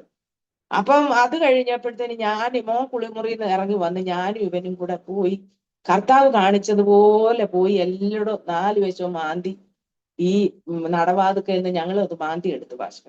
അങ്ങനെ അത് മാന്തി എടുത്ത് ഞങ്ങൾ കൊണ്ടുവന്ന് ഒരു കുളത്തിൽ കൊണ്ടുവന്ന് ഞങ്ങൾ കളഞ്ഞു. അപ്പം ഇദ്ദേഹത്തിന് ഇതൊന്നും അറിയുന്നില്ലല്ലോ. ഇതിന്റെ മണ്ടയ്ക്ക് കുപ്പിച്ചില്ലും ഒക്കെ വാരി ഇട്ടിരിക്കുമായിരുന്നു ആരും മാന്താതിരിക്കാൻ. പക്ഷെ അതൊന്നും ഞങ്ങൾക്ക് ഒരു ആപത്തും വരുത്താതെ ദൈവം അതെല്ലാം എടുത്തുകൊണ്ട് ഞങ്ങൾ കളഞ്ഞു. അത് കഴിഞ്ഞേച്ച് അണ്ടിപ്പരിപ്പ്, ബദാം പരിപ്പ്, നല്ല നല്ല മാങ്ങകള്, ഫ്രൂട്ട്സുകളൊക്കെ മേടിച്ച് ഈ മന്ത്രവാദിയുടെ അടുത്ത് കൊണ്ട് കൊടുത്ത് പൂജിച്ച് ഞങ്ങൾക്ക് കൊണ്ടുവരിക. അപ്പം ദൈവത്തിന്റെ ആത്മാവ് എന്നോട് പറഞ്ഞു, അത് ഇത് ഇന്നതുപോലെ കൊണ്ടുവരുന്നുണ്ട്, നിങ്ങൾ മേടിച്ച് കഴിക്കരുതത്, കഴിച്ചാൽ നിങ്ങൾക്ക് കാര്യം വരുത്തില്ലെന്ന് ദൈവത്തിന്റെ ആത്മാവ് പറഞ്ഞു. എന്നാലും എനിക്കിത് കുഞ്ഞുങ്ങൾക്ക് കൊടുക്കാനൊരു പേടി. അപ്പൊ ഞാൻ കർത്താവിനോട് പറഞ്ഞു, കർത്താവ് എനിക്കൊരു അടയാളം തരണം, അതിന് ഇത് അങ്ങനെ മന്ത്രവാദിയുടെ അടുത്ത് കൊണ്ടുവച്ച് വരുവാന്നോന്ന് എനിക്ക് കർത്താവിനെ അവിശ്വസിക്കുക അല്ല, എന്നാലും എനിക്ക് ഒന്ന് കാണണമെന്ന് പറഞ്ഞു. അങ്ങനെ കൊണ്ടുവന്ന് ഒരു ദിവസം തന്ന് കഴിഞ്ഞ് നോക്കിയപ്പം അതിനകത്തെല്ലാം ഭസ്മം ഇട്ടിട്ടിരിക്കുന്നു. അപ്പൊ ഞാന് ഈ ഫ്രൂട്ട്സ്, അപ്പം ഇദ്ദേഹത്തിന്റെ പണി വൈകിട്ട് വന്ന് ഇതെല്ലാം മാങ്ങ ആയാലും ഫ്രൂട്ട്സ് ആയാലും ഓറഞ്ച് ആയാലും എന്തോ ആയാലും ഇത് ഞങ്ങളെ തീറ്റിക്കുക. ഇദ്ദേഹത്തിന്റെ മുമ്പിൽ തന്നെ ഇരുത്തി ഞങ്ങളെ തീറ്റിക്കും. പിന്നെ അദ്ദേഹം തിന്നത്തുമില്ല, അദ്ദേഹത്തിന് ഷുഗർ ഉണ്ട്. അതുകൊണ്ട് അവനോട് പറയാം, എനിക്ക് വേണ്ട, നിങ്ങൾ കഴിച്ചാൽ മതി, നിങ്ങൾ കഴിക്കണം. അപ്പൊ അങ്ങനെ ഒരു ദിവസം ഞാൻ പറഞ്ഞു, ഏതായാലും ഒരു കഷ്ണമെങ്കിലും തിന്നെ, എനിക്കൊന്ന് പരിശോധിക്കാൻ വേണ്ടി. അപ്പോഴത്തേന് എന്റെ നേരെ വയലന്റ് ആയി. അപ്പൊ ഞാൻ എന്ത് ചെയ്യുമെന്നറിയാവോ, പിന്നെ ഇതുപോലെ ചെയ്തുകൊണ്ട് വരുമ്പോഴത്തേന് ഞാൻ ഈ എന്ത് സാധനം അദ്ദേഹം കൊണ്ടുവന്നെന്ന് വെച്ചാൽ അത് കൊണ്ടുവന്ന് കുഴിച്ചിട്ടേച്ച് ഇതേ സാധനങ്ങൾ മേടിച്ച് മോനെ കൊണ്ട് മേടിപ്പിച്ച് ഇവിടെ വെക്കുമായിരുന്നു. കാരണം എനിക്ക് കുഞ്ഞുങ്ങൾക്ക് ഇത് കൊടുക്കാൻ പേടി. അപ്പൊ അങ്ങനെ കുറെ മന്ത്രവാദങ്ങളൊക്കെ ചെയ്തു. അപ്പം ഭയങ്കരമായിട്ട് അപ്പൊ ദൈവത്തിന്റെ ആത്മാവ് എന്നോട് സംസാരിച്ചു, മന്ത്രവാദത്താ കഴിയാത്ത അനർത്ഥം ഞാൻ ഇവന് വരുത്തും. ഞാൻ കർത്താവിനോട് പറഞ്ഞു, കർത്താവെ ഇദ്ദേഹം ഈ ലോകത്തിൽ നിന്ന് മാറ്റപ്പെടുന്നതിന്റെ തലേ ദിവസമെങ്കിലും എന്റെ ഭർത്താവിന് ഒരു മാനസാന്തരം കൊടുക്കണം. അപ്പൊ ഒരിക്കൽ പോലും ഞാൻ ഇദ്ദേഹത്തിന് എന്റെ സ്വയമേ ഞാൻ ഇദ്ദേഹത്തിന്റെ മുഖം കറുപ്പിച്ച ഒരു വാക്ക് പറയാട്ടെ, പിന്നെ ദേഷ്യപ്പെടുവാട്ടെ, ദേഷ്യം വരുത്തുന്നത് ചെയ്യാതിരിക്കാനൊക്കെ ഞാൻ ശ്രമിക്കുക. പക്ഷെ ഇദ്ദേഹത്തിന്റെ മനസ്സിലെ പിശാചല്ലേ ഇതിങ്ങനെ നമുക്ക് നേരെ എന്ത് പ്രയോഗം നടത്തണമെന്ന് പറഞ്ഞ് ഇങ്ങനെ ഊടാടി സഞ്ചരിക്കുക. അപ്പൊ അത് കഴിഞ്ഞ ഉടനെ പിന്നെ ഒരു ദിവസം അപ്പൊ അങ്ങനെ 3 മാസത്തോളം പിണങ്ങി നടക്കുക. ഞങ്ങൾക്ക് ചെലവൊന്നും തരത്തില്ല, ഒന്നുമില്ല. അപ്പൊ ഒരു ദിവസം ഞാൻ കൊച്ചു മോന്റെ ഒരു എഴുത്ത് കൊടുത്തു വിട്ടു കടയിലോട്ട്. ഇന്ന് ഇവിടെ വന്ന് ഭക്ഷണം കഴിക്കണമെന്ന് പറഞ്ഞ് ഞാൻ എഴുതി കൊടുത്തു വിട്ടു. അപ്പം അതിന് മറുപടിയായിട്ട് എഴുതി കൊടുത്തു വെച്ചു, നാളെ ഞാൻ അമ്പലത്തിൽ പോകാൻ വിളിക്കും, അപ്പൊ എന്റെ കൂടെ അമ്പലത്തിൽ വന്നാലേ ഞാന് പിന്നെ വന്ന് ഭക്ഷണം കഴിക്കാമെന്ന് പറഞ്ഞു. ഞാൻ അതിന് മറുപടി ഒന്നും കൊടുക്കാൻ പോയില്ല. പക്ഷെ ഞാൻ എല്ലാ ദൈവമക്കളെയും അടുത്ത് വിളിച്ചു പറഞ്ഞു, ഇന്നതുപോലെ അദ്ദേഹം ഒരു മറുപടി കൊടുത്തു വിട്ടിരിക്കുക. അപ്പൊ ഞാൻ എന്റെ ദൈവത്തോട് പറഞ്ഞു, കർത്താവെ, ഞാൻ അമ്പലത്തിൽ പോകുന്നത് ദൈവത്തിന്റെ ഹിതമാണെങ്കിൽ എന്നെ അയക്കണം, ഇല്ല എങ്കിൽ എന്നെ ഇന്ന് ഈ ഭൂമിയിൽ നിന്ന് മാറ്റണം. എനിക്കൊരിക്കലും ഈ വിഗ്രഹത്തെ സേവിക്കാൻ ഇടയാക്കരുത്. അപ്പൊ അങ്ങനെ ഞാൻ പ്രാർത്ഥിച്ചുകൊണ്ടിരുന്നു. പക്ഷെ വൈകിട്ട് വന്ന ഉടനെ ഇദ്ദേഹം ഒരു സെറ്റ് മുണ്ടും പൊട്ടു തൊടാനുള്ള സാധനം എല്ലാം ആയിട്ടാണ് വന്നത്. അപ്പൊ ഞാൻ രാത്രി മൊത്തം ഞാൻ പ്രാർത്ഥിച്ചുകൊണ്ട് കിടന്നു. പക്ഷെ 4 മണിയായപ്പോ ഇദ്ദേഹം എന്നെ വിളിച്ചു. എനിക്കൊന്നും സംഭവിച്ചില്ല. 4 മണിയായപ്പം വിളിച്ചിട്ട് പറഞ്ഞു, കുളിക്ക് ഒരുങ്ങ്, നമുക്ക് അമ്പലത്തിൽ പോകാൻ. അങ്ങനെ ഞാൻ കുളിച്ചൊരുങ്ങി ഇങ്ങരുടെ കൂടെ, ഇദ്ദേഹത്തിന്റെ കൂടെ അമ്പലത്തിൽ പോയി. അങ്ങനെ അമ്പലത്തിൽ ചെന്ന് ചെട്ടുകുളങ്ങര അമ്പലത്തിൽ ആദ്യം എന്നെ കൊണ്ടുപോകുന്നത്. ചെട്ടുകുളങ്ങര അമ്പലത്തിന്റെ വാതുക്കൽ ഞങ്ങൾ അങ്ങോട്ട് ചെന്ന് കാല് കൂത്താൻ നേരം ദൈവത്തിന്റെ പരിശുദ്ധാത്മാവിനെ ആത്മാവിൽ നിറച്ചു. ഞാൻ ആ അമ്പലത്തിന്റെ പടിക്ക് കാല് ചവിട്ടിയിട്ട് ഞാൻ ഇങ്ങനെ പറഞ്ഞു, ദുഷ്ടപിശാചേ, എന്റെ കർത്താവിനോട് പറഞ്ഞിട്ടുണ്ട്, ഞാനല്ലാതെ നിനക്കൊരു അന്യദൈവം ഉണ്ടാകരുതെന്ന്. നിന്നെ ഞാൻ സേവിക്കാൻ എന്റെ മനസ്സോടെ ഞാൻ വന്നതല്ല, എന്നെ ഇവിടെ നിർബന്ധിച്ചു കൊണ്ടുവന്നതാണ്. അതുകൊണ്ട് ഇനി മേലെ നീ എന്നെ ഇവിടെ വരുത്തരുത് എന്ന് പറഞ്ഞ് ഞാൻ ശാസിച്ച്. അപ്പൊ ഇദ്ദേഹം അങ്ങോട്ട് കയറി കഴിഞ്ഞിടനെ അവിടെ 5 മണിക്ക് നിർമാല്യം തൊഴുവെന്ന് പറയും. അതിന് നടയടച്ച് അകത്ത് പൂജയാ. എന്നാ ആൾക്കാരെല്ലാം കൂടി ഇങ്ങനെ നിൽക്കുക ഈ നട തുറക്കുന്നത് കണ്ട് തൊഴാനായിട്ട്. എന്നാ ഇദ്ദേഹം എന്നെ വിളിച്ചോണ്ട് പോയിട്ട് അവിടെ നിൽക്കണ്ടേ. ഇദ്ദേഹം ഒരു വലത്ത് വെച്ചേച്ച് എന്നെ വിളിച്ചോണ്ട് ഇനി പോകുന്നു. അവിടെ നിന്നതുമില്ല, അവിടെ നിർമാല്യവും കണ്ടില്ല, ഒന്നും മേടിച്ച് കുടിച്ചതുമില്ല, തൊട്ടതുമില്ല, ഒന്നുമില്ല. എന്നെ വിളിച്ചോണ്ടേക്ക് പോകുന്നു. അപ്പൊ ഇദ്ദേഹത്തിനെ ദൈവം അങ്ങ് ഇദ്ദേഹത്തിന്റെ ബുദ്ധിയെ അങ്ങ് ഇതാക്കി കളഞ്ഞു. ഒടുവില് ഇങ്ങനെ പോന്നു കഴിഞ്ഞ് അങ്ങനെ 3 അമ്പലത്തിൽ എന്നെ കൊണ്ടുപോയി. ഒരിക്കലെ പിന്നെ ഒരു ദിവസം ഓച്ചറെ കൊണ്ടുപോയി, പിന്നെ ഒരു ദിവസം മലയാളപ്പുഴയെ കൊണ്ടുപോയി. ഇവിടെ എല്ലാം ഇത് തന്നെ സംഭവിച്ചു. ഒന്നും അവിടുത്തെ വെള്ളം മേടിച്ച് കുടിക്കാനോ അവിടുത്തെ ഇത് മേടിച്ച് തൊടാനോ ഒന്നും ദൈവം ഇടയാക്കിയില്ല. ഇത് തന്നെ പുള്ളിക്ക് സംഭവിച്ചു. അങ്ങനെ സംഭവിച്ചു കഴിഞ്ഞ ഉടനെ ഒരു ദിവസം ഞാൻ ഇങ്ങനെ ഒരു ദർശനമാണോ സ്വപ്നമാണോ എനിക്കറിയത്തില്ല പാസ്റ്റർ, ഞാൻ ഇങ്ങനെ കാണുവാണ്. ഈ പാറക്കാട്ട് വീടെന്ന് പറഞ്ഞാൽ എന്റെ ഭർത്താവിന്റെ കുടുംബ വീടാ. ഈ കുടുംബ വീട്ടിലെ 12 വർഷം സപ്താഹം നടത്തിയതാന്ന് അവർ പറഞ്ഞ് ഞാൻ കേട്ടിട്ടുണ്ട്. അപ്പൊ അങ്ങനെയുള്ള ഒരു വീട്ടിലെ വിഷ്ണു എന്ന് പറഞ്ഞ ദേവന് അവിടെ പ്രതിഷ്ഠയാ. അവര് പറയുന്നതാ വിഷ്ണു ദേവനോട് പ്രതിഷ്ഠയുണ്ട്. അപ്പൊ ഞാൻ ഇങ്ങനെ സ്വപ്നം കാണുക. ഞാന് ഒരു ദിവസം പാറക്കാട്ട് അവിടെ മൂലയ്ക്ക് ഒരു കുളമുണ്ട്. ഞാനും എൻ്റെ മോളും കൂടെ മോളെ കുളിപ്പിക്കാനായിട്ട് ഞാൻ അതിനകത്തോട്ട് പോകുന്ന സമയത്ത് ഈ അക്കമ്മാമ്മ എൻ്റെ കൂടെ ഉണ്ട്. ഞാൻ അമ്മാമ്മയോട് പറഞ്ഞ്, മോളെ നോക്കിക്കോണേ അമ്മാമ്മ, ഞാന് പോയി അവൾക്ക് ഡ്രസ്സ് എടുത്തോണ്ട് വരട്ടെ ഇടാനെന്നും പറഞ്ഞു ഇങ്ങോട്ട് തിരിഞ്ഞിങ്ങനെ വരുന്നതുകൊണ്ട് തെങ്ങിന്റെ ഓല ഇങ്ങനെ കാണുവാ. ഞാൻ ഓലയുടെ മറവിൽ നിന്ന് ഒരു ഭയങ്കര പ്രകാശം ഇങ്ങനെ അടിക്കുന്നു. ഞാൻ തിരിഞ്ഞിങ്ങനെ നോക്കി, ഇത് എന്തുവാന്ന് പറഞ്ഞ് നോക്കി കഴിഞ്ഞപ്പോ ഉണ്ട് വിഷ്ണുദേവനെ കാണുക. അപ്പൊ ഇങ്ങനെ വന്ന് പ്രത്യക്ഷനായിട്ട് എന്നോട് ചോദിക്കുക, നിനക്ക് എന്താണ് ആഗ്രഹം? ഞാൻ പറഞ്ഞ എന്റെ ആഗ്രഹം എന്റെ കർത്താവായ യേശു ക്രിസ്തുവിൽ വിശ്വസിച്ച് ഞാനും എന്റെ കുടുംബവും രക്ഷപ്പെടണം, അതാണ് എന്റെ ആഗ്രഹം. അപ്പം വീണ്ടും ഞാൻ ഇച്ചിരൂടെ മുമ്പോട്ട് നടന്നപ്പം അത് കൃഷ്ണന്റെ രൂപത്തിൽ എന്റെ മുമ്പിൽ വീണ്ടും വന്നിട്ട് ഇത് തന്നെ എന്നോട് വീണ്ടും ചോദിക്കുക. ഞാൻ വീണ്ടും ഇതിനോട് ഇങ്ങനെ തന്നെ മറുപടി പറഞ്ഞു. അത് കഴിഞ്ഞിട്ട് അങ്ങനെ ഒരു സംഭവം നടന്നു കഴിഞ്ഞ് പാസ്റ്ററെ, പിന്നെ ഒരിക്കൽ പോലും എന്നെ ഒരു അമ്പലങ്ങളിൽ പോകാൻ വിളിച്ചിട്ടില്ല, എങ്ങും പോകാൻ വിളിച്ചിട്ടുമില്ല. ഈ മന്ത്രവാദം ഒന്നുമില്ല. പുള്ളി ശാന്തനായിട്ട് ജീവിക്കുക.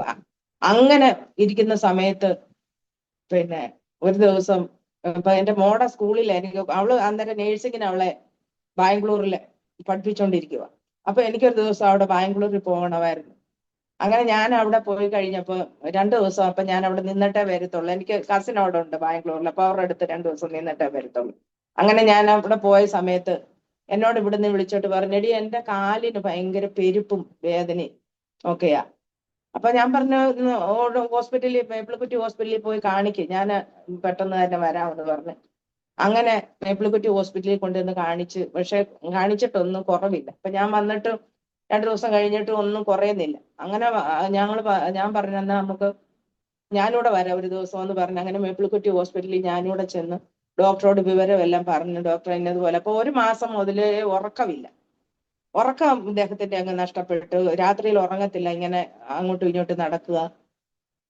അങ്ങനെ ഡോക്ടറോട് ഈ വിവരങ്ങളെല്ലാം പറഞ്ഞപ്പോട്ട് ഞാൻ ഡോക്ടറോട് പറഞ്ഞു, അപ്പൊ എനിക്ക് ഇങ്ങനെ ഒരു ദർശനം ദൈവം തന്നിട്ടുണ്ടായിരുന്നു. പുള്ളി ഈ രോഗക്കിടക്കയില് കിടക്കുന്നതായിട്ടൊരു ദർശനം എനിക്ക് തന്നായിരുന്നു.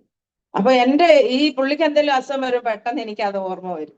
അപ്പൊ അതുകൊണ്ട് എനിക്ക് അങ്ങ് ഭയങ്കര ടെൻഷൻ, ഇനി പിന്നെ ഇങ്ങനെ വെച്ചോണ്ടിരുന്നാലോ. അതുകൊണ്ട് ഞാൻ ആ ഡോക്ടറോട് പറഞ്ഞ് പിന്നെ ഏതെങ്കിലും മെഡിക്കൽ കോളേജിൽ ഒരു ഫുള്ള് ചെക്കപ്പ് ചെയ്യാനുള്ള ഒരു ഇത് തരണം ഡോക്ടറെ, എവിടെയെങ്കിലും നല്ല ഹോസ്പിറ്റലിലോട്ട് കൊണ്ടുവന്ന് കാണിക്കാൻ. അങ്ങനെ ഡോക്ടർ അമൃതായിക്ക് കുറിച്ച് അങ്ങനെ ഞങ്ങള് അമൃതായിലെ ഡോക്ടറെ കാണിക്കാനായിട്ട് അങ്ങനെ ഞങ്ങൾ ഒരു ദിവസം ഞാനും അദ്ദേഹവും അദ്ദേഹത്തിന്റെ ഒരു കസിനും കൂടെ ഞങ്ങൾ 3 പേരും കൂടെ അങ്ങനെ ആലപ്പുഴ അമൃതായിട്ട് മെഡിക്കൽ കോളേജിൽ പോയി. അങ്ങനെ അവിടെ ചെന്ന് ഡോക്ടറെ കണ്ട് ഡോക്ടർമാർ അവിടെ അഡ്മിറ്റ് ചെയ്തു. അപ്പൊ ഞാൻ തന്നെ ഉള്ളു, കുഞ്ഞുങ്ങളെ വലിയ മോനെയും എന്റെ അമ്മാച്ചനെയും കൂടെ കടയേൽപ്പിച്ചേച്ച് പോയിരിക്കുന്നത് ഞങ്ങൾ. മറ്റേ ഇവിടുത്തെ ജോലിക്കാരി. അപ്പൊ അതിനിടയ്ക്ക് പറയാൻ ആ രാധ എന്ന് പറഞ്ഞ കൊച്ചിനെയൊക്കെ ഇവിടുന്ന് അടിച്ച് ഇറക്കി, ഇടിച്ച് ഉപദ്രവിച്ച് ഇറക്കി. ഇവിടെ മേലാൻ വന്നു പോയേക്കരുതെന്ന് പറഞ്ഞ് അങ്ങനെ അടി കൊണ്ട് അവർ ഇവിടുന്ന് ഇറങ്ങി. വേറെ ഒരു സഹോദരി ഇവിടെ കയറി വന്ന, അത് അന്ന് ഇവിടെ ചുമ്മാതെ ഇങ്ങോട്ട് വന്നതാ, ഡബ്ലുളിക്ക പറിക്കാൻ വന്നതാ, ഉപ്പിലിടാൻ. അത് ഇവിടെ നിൽക്കുന്ന കണ്ടുകൊണ്ട് അതിനെ അടിച്ചിറക്കി. അങ്ങനെ ഒരുത്തരെ ഇവിടെ കയറ്റത്തില്ല. ബന്ധുക്കോസുകാരെന്ന് പറഞ്ഞാൽ വഴിയെ പോകാൻ സമ്മതിക്കത്തില്ല. അപ്പം ഇദ്ദേഹം വിചാരിക്കുന്ന, അപ്പൊ മന്ത്രവാദിയുടെ അടുത്ത് ചെന്നപ്പോ മന്ത്രവാദി പറഞ്ഞു ഇപ്പൊ അവിടെ പ്രാർത്ഥനയൊന്നുമില്ലെന്ന്. അങ്ങനെ ഇപ്പൊ ഇവിടെ പ്രാർത്ഥനയൊന്നുമില്ല എന്ന് പിന്നെ പറഞ്ഞ് അതിലെ ഇദ്ദേഹം അങ്ങ് സമ്മതിച്ച് സന്തോഷിച്ചിരിക്കുക. അങ്ങനെ പോയ സമയത്ത് അപ്പൊ ഞങ്ങള് ഹോസ്പിറ്റലിൽ ചെന്ന് അവിടെ ഡോക്ടറോട് ഞാൻ പറഞ്ഞു, എന്നെ ഈ ഹോസ്പിറ്റലിനകത്ത് തന്നെ ഞങ്ങൾക്ക് താമസിക്കാൻ റൂം തരണം ഡോക്ടറെ, വെളിയില് എനിക്ക് വേറെ ആരുമില്ല, ഞങ്ങൾ തന്നെയുള്ളെന്ന് പറഞ്ഞു. അങ്ങനെ ഹോസ്പിറ്റലിനകത്ത് തന്നെ ഞങ്ങൾക്ക് റൂം തന്നു. അങ്ങനെ ഞങ്ങൾ അവിടെ താമസിച്ച് അവര് ചെക്കപ്പ് തുടങ്ങി. അങ്ങനെ 6ാമത്തെ ദിവസം ഡോക്ടർമാര് കണ്ടുപിടിച്ചു ഇദ്ദേഹത്തിന് ക്യാൻസറാ. അങ്ങനെ ലെങ്സിനകത്തില് ക്യാൻസർ മൊത്തം പോയിരിക്കുവാന്ന് പറഞ്ഞു. അങ്ങനെ അവര് പിന്നെ അതിന് ട്രീറ്റ്മെന്റ് ചെയ്തപ്പോഴത്തേക്ക് നമുക്ക് ഭയങ്കര വിഷമമായി. അങ്ങനെ ഹോസ്പിറ്റലില് ഞാനും ഇദ്ദേഹവും കൂടെ ഹോസ്പിറ്റലിൽ ആയിരിക്കുക. അങ്ങനെ ഇരുന്ന സമയത്ത് ഇപ്പൊ ഞാൻ ഇദ്ദേഹത്തോട് പറയും, ദൈവത്തോ കർത്താവായ. അപ്പൊ ഇദ്ദേഹത്തിനോട് ആദ്യമേ ഞാൻ ഡോക്ടർമാരോട് പറഞ്ഞു ഇദ്ദേഹത്തോട് പറയണ്ട, ഇങ്ങനെ പിന്നെ ഇദ്ദേഹത്തിന് ഈ അസുഖമാന്ന് പറയണ്ട. പക്ഷെ 3-4 ദിവസം വരെ അവര് മിണ്ടിയില്ല. 4ാമത്തെ ദിവസം അവർ വന്നിട്ട് എന്നോട് പറഞ്ഞു നമുക്ക് അദ്ദേഹത്തോട് പറയാൻ ഇരിക്കാനൊക്കത്തില്ല, അദ്ദേഹത്തിന്റെ രോഗം അദ്ദേഹം അറിഞ്ഞിരിക്കട്ടെ. അപ്പൊ അവർക്ക് അത് മനസ്സിലായി ഇനി ജീവിച്ചിരിക്കത്തില്ലെന്നുള്ളത്. പക്ഷെ അവരെന്നോട് പറയുന്നില്ല. അപ്പൊ എന്റെ അനിയൻ വന്നു, അനിയൻ അതറിഞ്ഞുകൊണ്ട് ഹോസ്പിറ്റലിൽ വന്നപ്പോ അനിയനോട് പറഞ്ഞു പിന്നെ ഇങ്ങനെ ഇനി ജീവിച്ചിരിക്കത്തില്ലെന്നുള്ളത് അനിയനോട് പറഞ്ഞു. അപ്പൊ ഞാൻ ഇദ്ദേഹത്തോട് എപ്പോഴും പറയും കർത്താവായ യേശു ക്രിസ്തുവിൽ വിശ്വസിക്കും. അപ്പൊ ഉറങ്ങാൻ പറ്റുന്നില്ല ഇദ്ദേഹത്തിന്, അതാ മെയിൻ പ്രശ്നം ഇദ്ദേഹത്തിന്. അപ്പൊ ഉറക്കമൊക്കെ ദൈവം തരും. അപ്പൊ റേഡിയേഷനും ഒക്കെ ചെയ്യാൻ നോക്കിയിട്ട് പറ്റുന്നില്ല, അതിനൊന്നും താങ്ങാനുള്ള ശക്തിയില്ല. അപ്പൊ അതുകൊണ്ട് അവരതെല്ലാം നിർത്തി. അങ്ങനെ ഞങ്ങൾ 26 ദിവസം ഹോസ്പിറ്റലിൽ കിടന്നു. പക്ഷെ അപ്പം ഞാനിങ്ങനെ ഇദ്ദേഹത്തോട് പറഞ്ഞുകൊണ്ടിരിക്കുക എപ്പോഴും കർത്താവിൽ വിശ്വസിക്കുക, പ്രാർത്ഥിക്കുക, യേശുപ്പച്ചൻ സൗഖ്യം തരും. അപ്പൊ എന്നോട് തൊഴുതോണ്ട് പറഞ്ഞു ഇനി എന്നോട് നീ ആ ഒരു കാര്യം പറയല്ലേ എന്ന് പറഞ്ഞു. അപ്പം ഞാൻ പറഞ്ഞു ഞാൻ പറയത്തില്ലെന്ന് പറഞ്ഞു. അങ്ങനെ ഒരു ദിവസം ഭയങ്കര വൈകിട്ടായപ്പോഴത്തേനും അപ്പൊ വയറൊക്കെ ഇങ്ങനെ അങ്ങ് വീൽ ചെയറിൽ ഇരിക്കുക, കിടക്കാൻ വയ്യ. അപ്പം ഞാനൊരു ദിവസം പിന്നെ എന്നോട് പറഞ്ഞടി എനിക്ക് ഒന്ന് ഉറങ്ങണം, എനിക്ക് ഉറങ്ങാൻ പറ്റുന്നില്ല, എനിക്കൊന്ന് കിടക്കണമല്ലോ. അപ്പൊ ഡോക്ടർ ചെക്കപ്പിന് വന്നപ്പോ ഞാൻ പറഞ്ഞു ഡോക്ടറെ ഇദ്ദേഹത്തിന് ഒന്ന് കിടക്കാൻ പറ്റുന്നില്ല. അപ്പം ഡോക്ടർ നോക്കിയപ്പം കാലൊക്കെ അങ്ങ് വീർത്തു. ഡോക്ടർ പറഞ്ഞു നമുക്ക് എങ്ങനെയും കുറച്ചു നേരം കിടത്തണം, കിടത്തിയില്ലെങ്കിൽ നീര് വച്ച് ഇത് പൊട്ടും. പിന്നെ അങ്ങനെ ഞാനും ഡോക്ടറും കൂടെ ബെഡയിലോട്ട് പിടിച്ച് കിടത്തിയപ്പം ഇദ്ദേഹത്തിന് കിടക്കാനും വയ്യ, എണ്ണിക്കാനും വയ്യ, ഇരിക്കാനും വയ്യ, ഭയങ്കര വേദന. ഡോക്ടർ പോയി കഴിഞ്ഞപ്പോ എന്നോട് പറഞ്ഞു എനിക്കൊന്ന് ഉറങ്ങണം, എന്താ ചെയ്യണ്ടേ? ഞാൻ പറഞ്ഞു കർത്താവ് ആയ യേശു ക്രിസ്തുവില് വിശ്വസിക്കാം, എന്നാൽ അവൻ സൗഖ്യം തരുമെന്ന് ദൈവത്തിന്റെ വചനത്തിൽ പറയുന്നു. അപ്പൊ എന്നോട് പറഞ്ഞു എന്നാ നീ എനിക്ക് വേണ്ടി ഒന്ന് പ്രാർത്ഥിക്കാൻ പറഞ്ഞു. ഞാൻ ആ കട്ടിലിന്റെ അടുത്ത് മുഴങ്കാൽ മടക്കി ഒരു സന്ധ്യ സമയമായി, 7-7:15 ഞാൻ പ്രാർത്ഥിച്ച് ഞാൻ കണ്ണു തുറന്ന് നോക്കിയപ്പോ സുഖമായിട്ട് ഉറങ്ങി. അവിടുന്ന് അങ്ങനെ ഞാനും 10-16 ദിവസം കൂടെ ഞാനും വന്നാ ഉറങ്ങുന്നത്. ഞാനും ആ ബെഡിന്റെ സൈഡിലോട്ട് കിടന്ന് ഞാനും ഉറങ്ങി. 3:30 ആയപ്പം ഉണർന്നിട്ട് എന്നോട് പറഞ്ഞു, ഞാൻ സുഖമായിട്ട് ഉറങ്ങി, എനിക്ക് ബാത്റൂമിൽ പോകണം എന്ന് പറഞ്ഞു. ഞാൻ വീൽ ചെയറെ പിടിച്ചിരുത്തി ബാത്റൂമിൽ കൊണ്ടുപോയി. ബാത്റൂമിൽ പോയേച്ചു വന്നപ്പോഴത്തേന് ഭയങ്കര ആശ്വാസം. അപ്പൊ എന്നോട് പറഞ്ഞു, ഞാന് നല്ലതായിട്ട് ഉറങ്ങി, എനിക്ക് സുഖമായിട്ട് കിടക്കാൻ പറ്റി, എനിക്ക് ഇതിന് മനസ്സിലായി ഇത് നിന്റെ പ്രാർത്ഥനയുടെ ഫലവാ, എനിക്ക് എൻ്റെ കർത്താവ് സൗഖ്യം തന്നു, അതുകൊണ്ട് ഇനിയും ഞാൻ നിന്റെ ദൈവത്തെ മാത്രമേ ആരാധിക്കത്തുള്ളൂ. നമുക്ക് വീട്ടിൽ ചെന്നിട്ട് ആ അമ്പലത്തിൽ ഇരിക്കുന്നതെല്ലാം എടുത്ത് കളയണം. പിന്നെ എൻ്റെ ചേച്ചിമാരോട് ചെയ്തത്, അപ്പം ബ്രദറിലെ ചേച്ചിയാണ് എന്നെ ഇങ്ങനെ കൊണ്ടുവന്നതെന്ന് പറഞ്ഞ് അവളെ എപ്പോഴും ആക്ഷേപിക്കുമായിരുന്നു. എനിക്ക് അവളോട് എനിക്ക് ആ ചേച്ചിയോട് എനിക്ക് ക്ഷമ പറയണം. പിന്നെ അനേക പാസ്റ്റർമാരെ കൊല്ലുമെന്നും തിന്നുമെന്നും ഒക്കെ പറഞ്ഞിട്ടുണ്ട്, അവരോടൊക്കെ ക്ഷമ പറയണം എന്നൊക്കെ ഇദ്ദേഹം അങ്ങ് പറയുക. അപ്പൊ അന്നേരം ഇപ്പൊ എനിക്ക് മനസ്സിലായി ഒരു മാനസാന്തരത്തിന്റെ അനുഭവമാണ് വന്നിരിക്കുന്നത്. അങ്ങനെ വർഗീസ് ബേബി എന്ന് പറഞ്ഞ പാസ്റ്ററെ ഫോൺ ചെയ്ത് പറഞ്ഞു. പാസ്റ്റർ പിറ്റേ ദിവസം ആശുപത്രിയിൽ വന്നു, പാവമെല്ലാം ഏറ്റു പറഞ്ഞു, അവിടെ വെച്ച് രക്ഷിക്കപ്പെടാനിടയായി. അങ്ങനെ ഞങ്ങളെ പിന്നെ അതിന്റെ 3-ാമത്തെ ദിവസം ഡോക്ടർ ഡിസ്ചാർജ് ചെയ്തു. ഞങ്ങള് ഭവനത്തിൽ വന്നു. അങ്ങനെ ഭവനത്തിൽ ഇവിടെ വന്ന് ഇവിടെ നിന്ന് ഇവിടെ താമസിച്ചുകൊണ്ടിരിക്കുമ്പോ അപ്പം വിളക്കൊന്നും ഈ മുറിയിലൊന്നും ഇപ്പം കത്തിക്കില്ല, ഒന്നുമില്ല. അപ്പൊ എന്നോട് അദ്ദേഹം പറഞ്ഞു, നീ എനിക്ക് ഞാൻ എഴുന്നേറ്റിട്ട് നമുക്ക് ഒന്നിച്ച് പള്ളിയിൽ പോകാം, അതുവരെ നീ പെതുക്കെ പ്രാർത്ഥിക്കാവൂ, ഇവരൊക്കെ അറിഞ്ഞു കഴിഞ്ഞാൽ നിന്റെ അടുത്ത് പ്രശ്നത്തിന് വരും. അപ്പൊ എനിക്കതൊരു ഭയങ്കര ഫീൽ ചെയ്തു. ഇനിയും ഇദ്ദേഹം പിന്മാറി പോവോന്നുള്ള ഒരു ഭയം. അപ്പൊ ഞാൻ എൻ്റെ ദൈവത്തോട് പ്രാർത്ഥിച്ചു, ദൈവമേ വീണ്ടും പഴയ സ്ഥിതിയിലോട്ട് പോവാണോ? അപ്പൊ അങ്ങനെ അന്നേരം ദൈവത്തിന്റെ ആത്മാവ് എന്നോട് പറഞ്ഞു, 3 ദിവസത്തെ ഉപവാസ പ്രാർത്ഥന ഇവിടെ നടത്താൻ പറഞ്ഞു. അപ്പൊ ഞാൻ ഇദ്ദേഹത്തോട് ചോദിച്ച, ഇദ്ദേഹത്തിന് പേടിയാ. പെട്ടെന്ന് എന്നോട് ദൈവത്തിന്റെ ആത്മാവ് പറഞ്ഞു അനിയനോട് ചോദിക്കാൻ പറഞ്ഞു. അങ്ങനെ ഞാൻ പെട്ടെന്ന് അനിയനെ വിളിച്ചു. അനിയനോട് പറഞ്ഞു. അപ്പം അനിയനും കൂടെ ആയിരുന്നു ആശുപത്രിയിൽ, ഇടയ്ക്കൊക്കെ വന്നൊന്ന് സഹായിക്കുകയൊക്കെ ചെയ്യുമായിരുന്നു. നമ്മളോട് പിണക്കമൊന്നും ഇല്ലാത്ത രീതിയിൽ നമ്മളോട് സഹകരിച്ചൊക്കെ വന്നുകൊണ്ട് ഞാൻ എനിക്ക് അദ്ദേഹത്തോട് ഈ അനിയനോട് പറഞ്ഞു, എനിക്ക് 3 ദിവസത്തെ ഉപവാസ പ്രാർത്ഥന ഇവിടെ നടത്തണം, പ്രകാശ് അതിന്റെ തടസ്സം നിൽക്കുമെന്ന് ചോദിച്ചപ്പോൾ പറഞ്ഞു ഒരു പ്രശ്നവും ഇല്ല, നടത്തിക്കോളാൻ പറഞ്ഞു. അങ്ങനെ ഞാൻ എൻ്റെ ഹസ്ബൻഡിനോട് പറഞ്ഞിട്ട് 3 ദിവസത്തെ ഉപവാസ പ്രാർത്ഥന ഇവിടെ നടത്താൻ ദൈവം കൃപ തന്നു.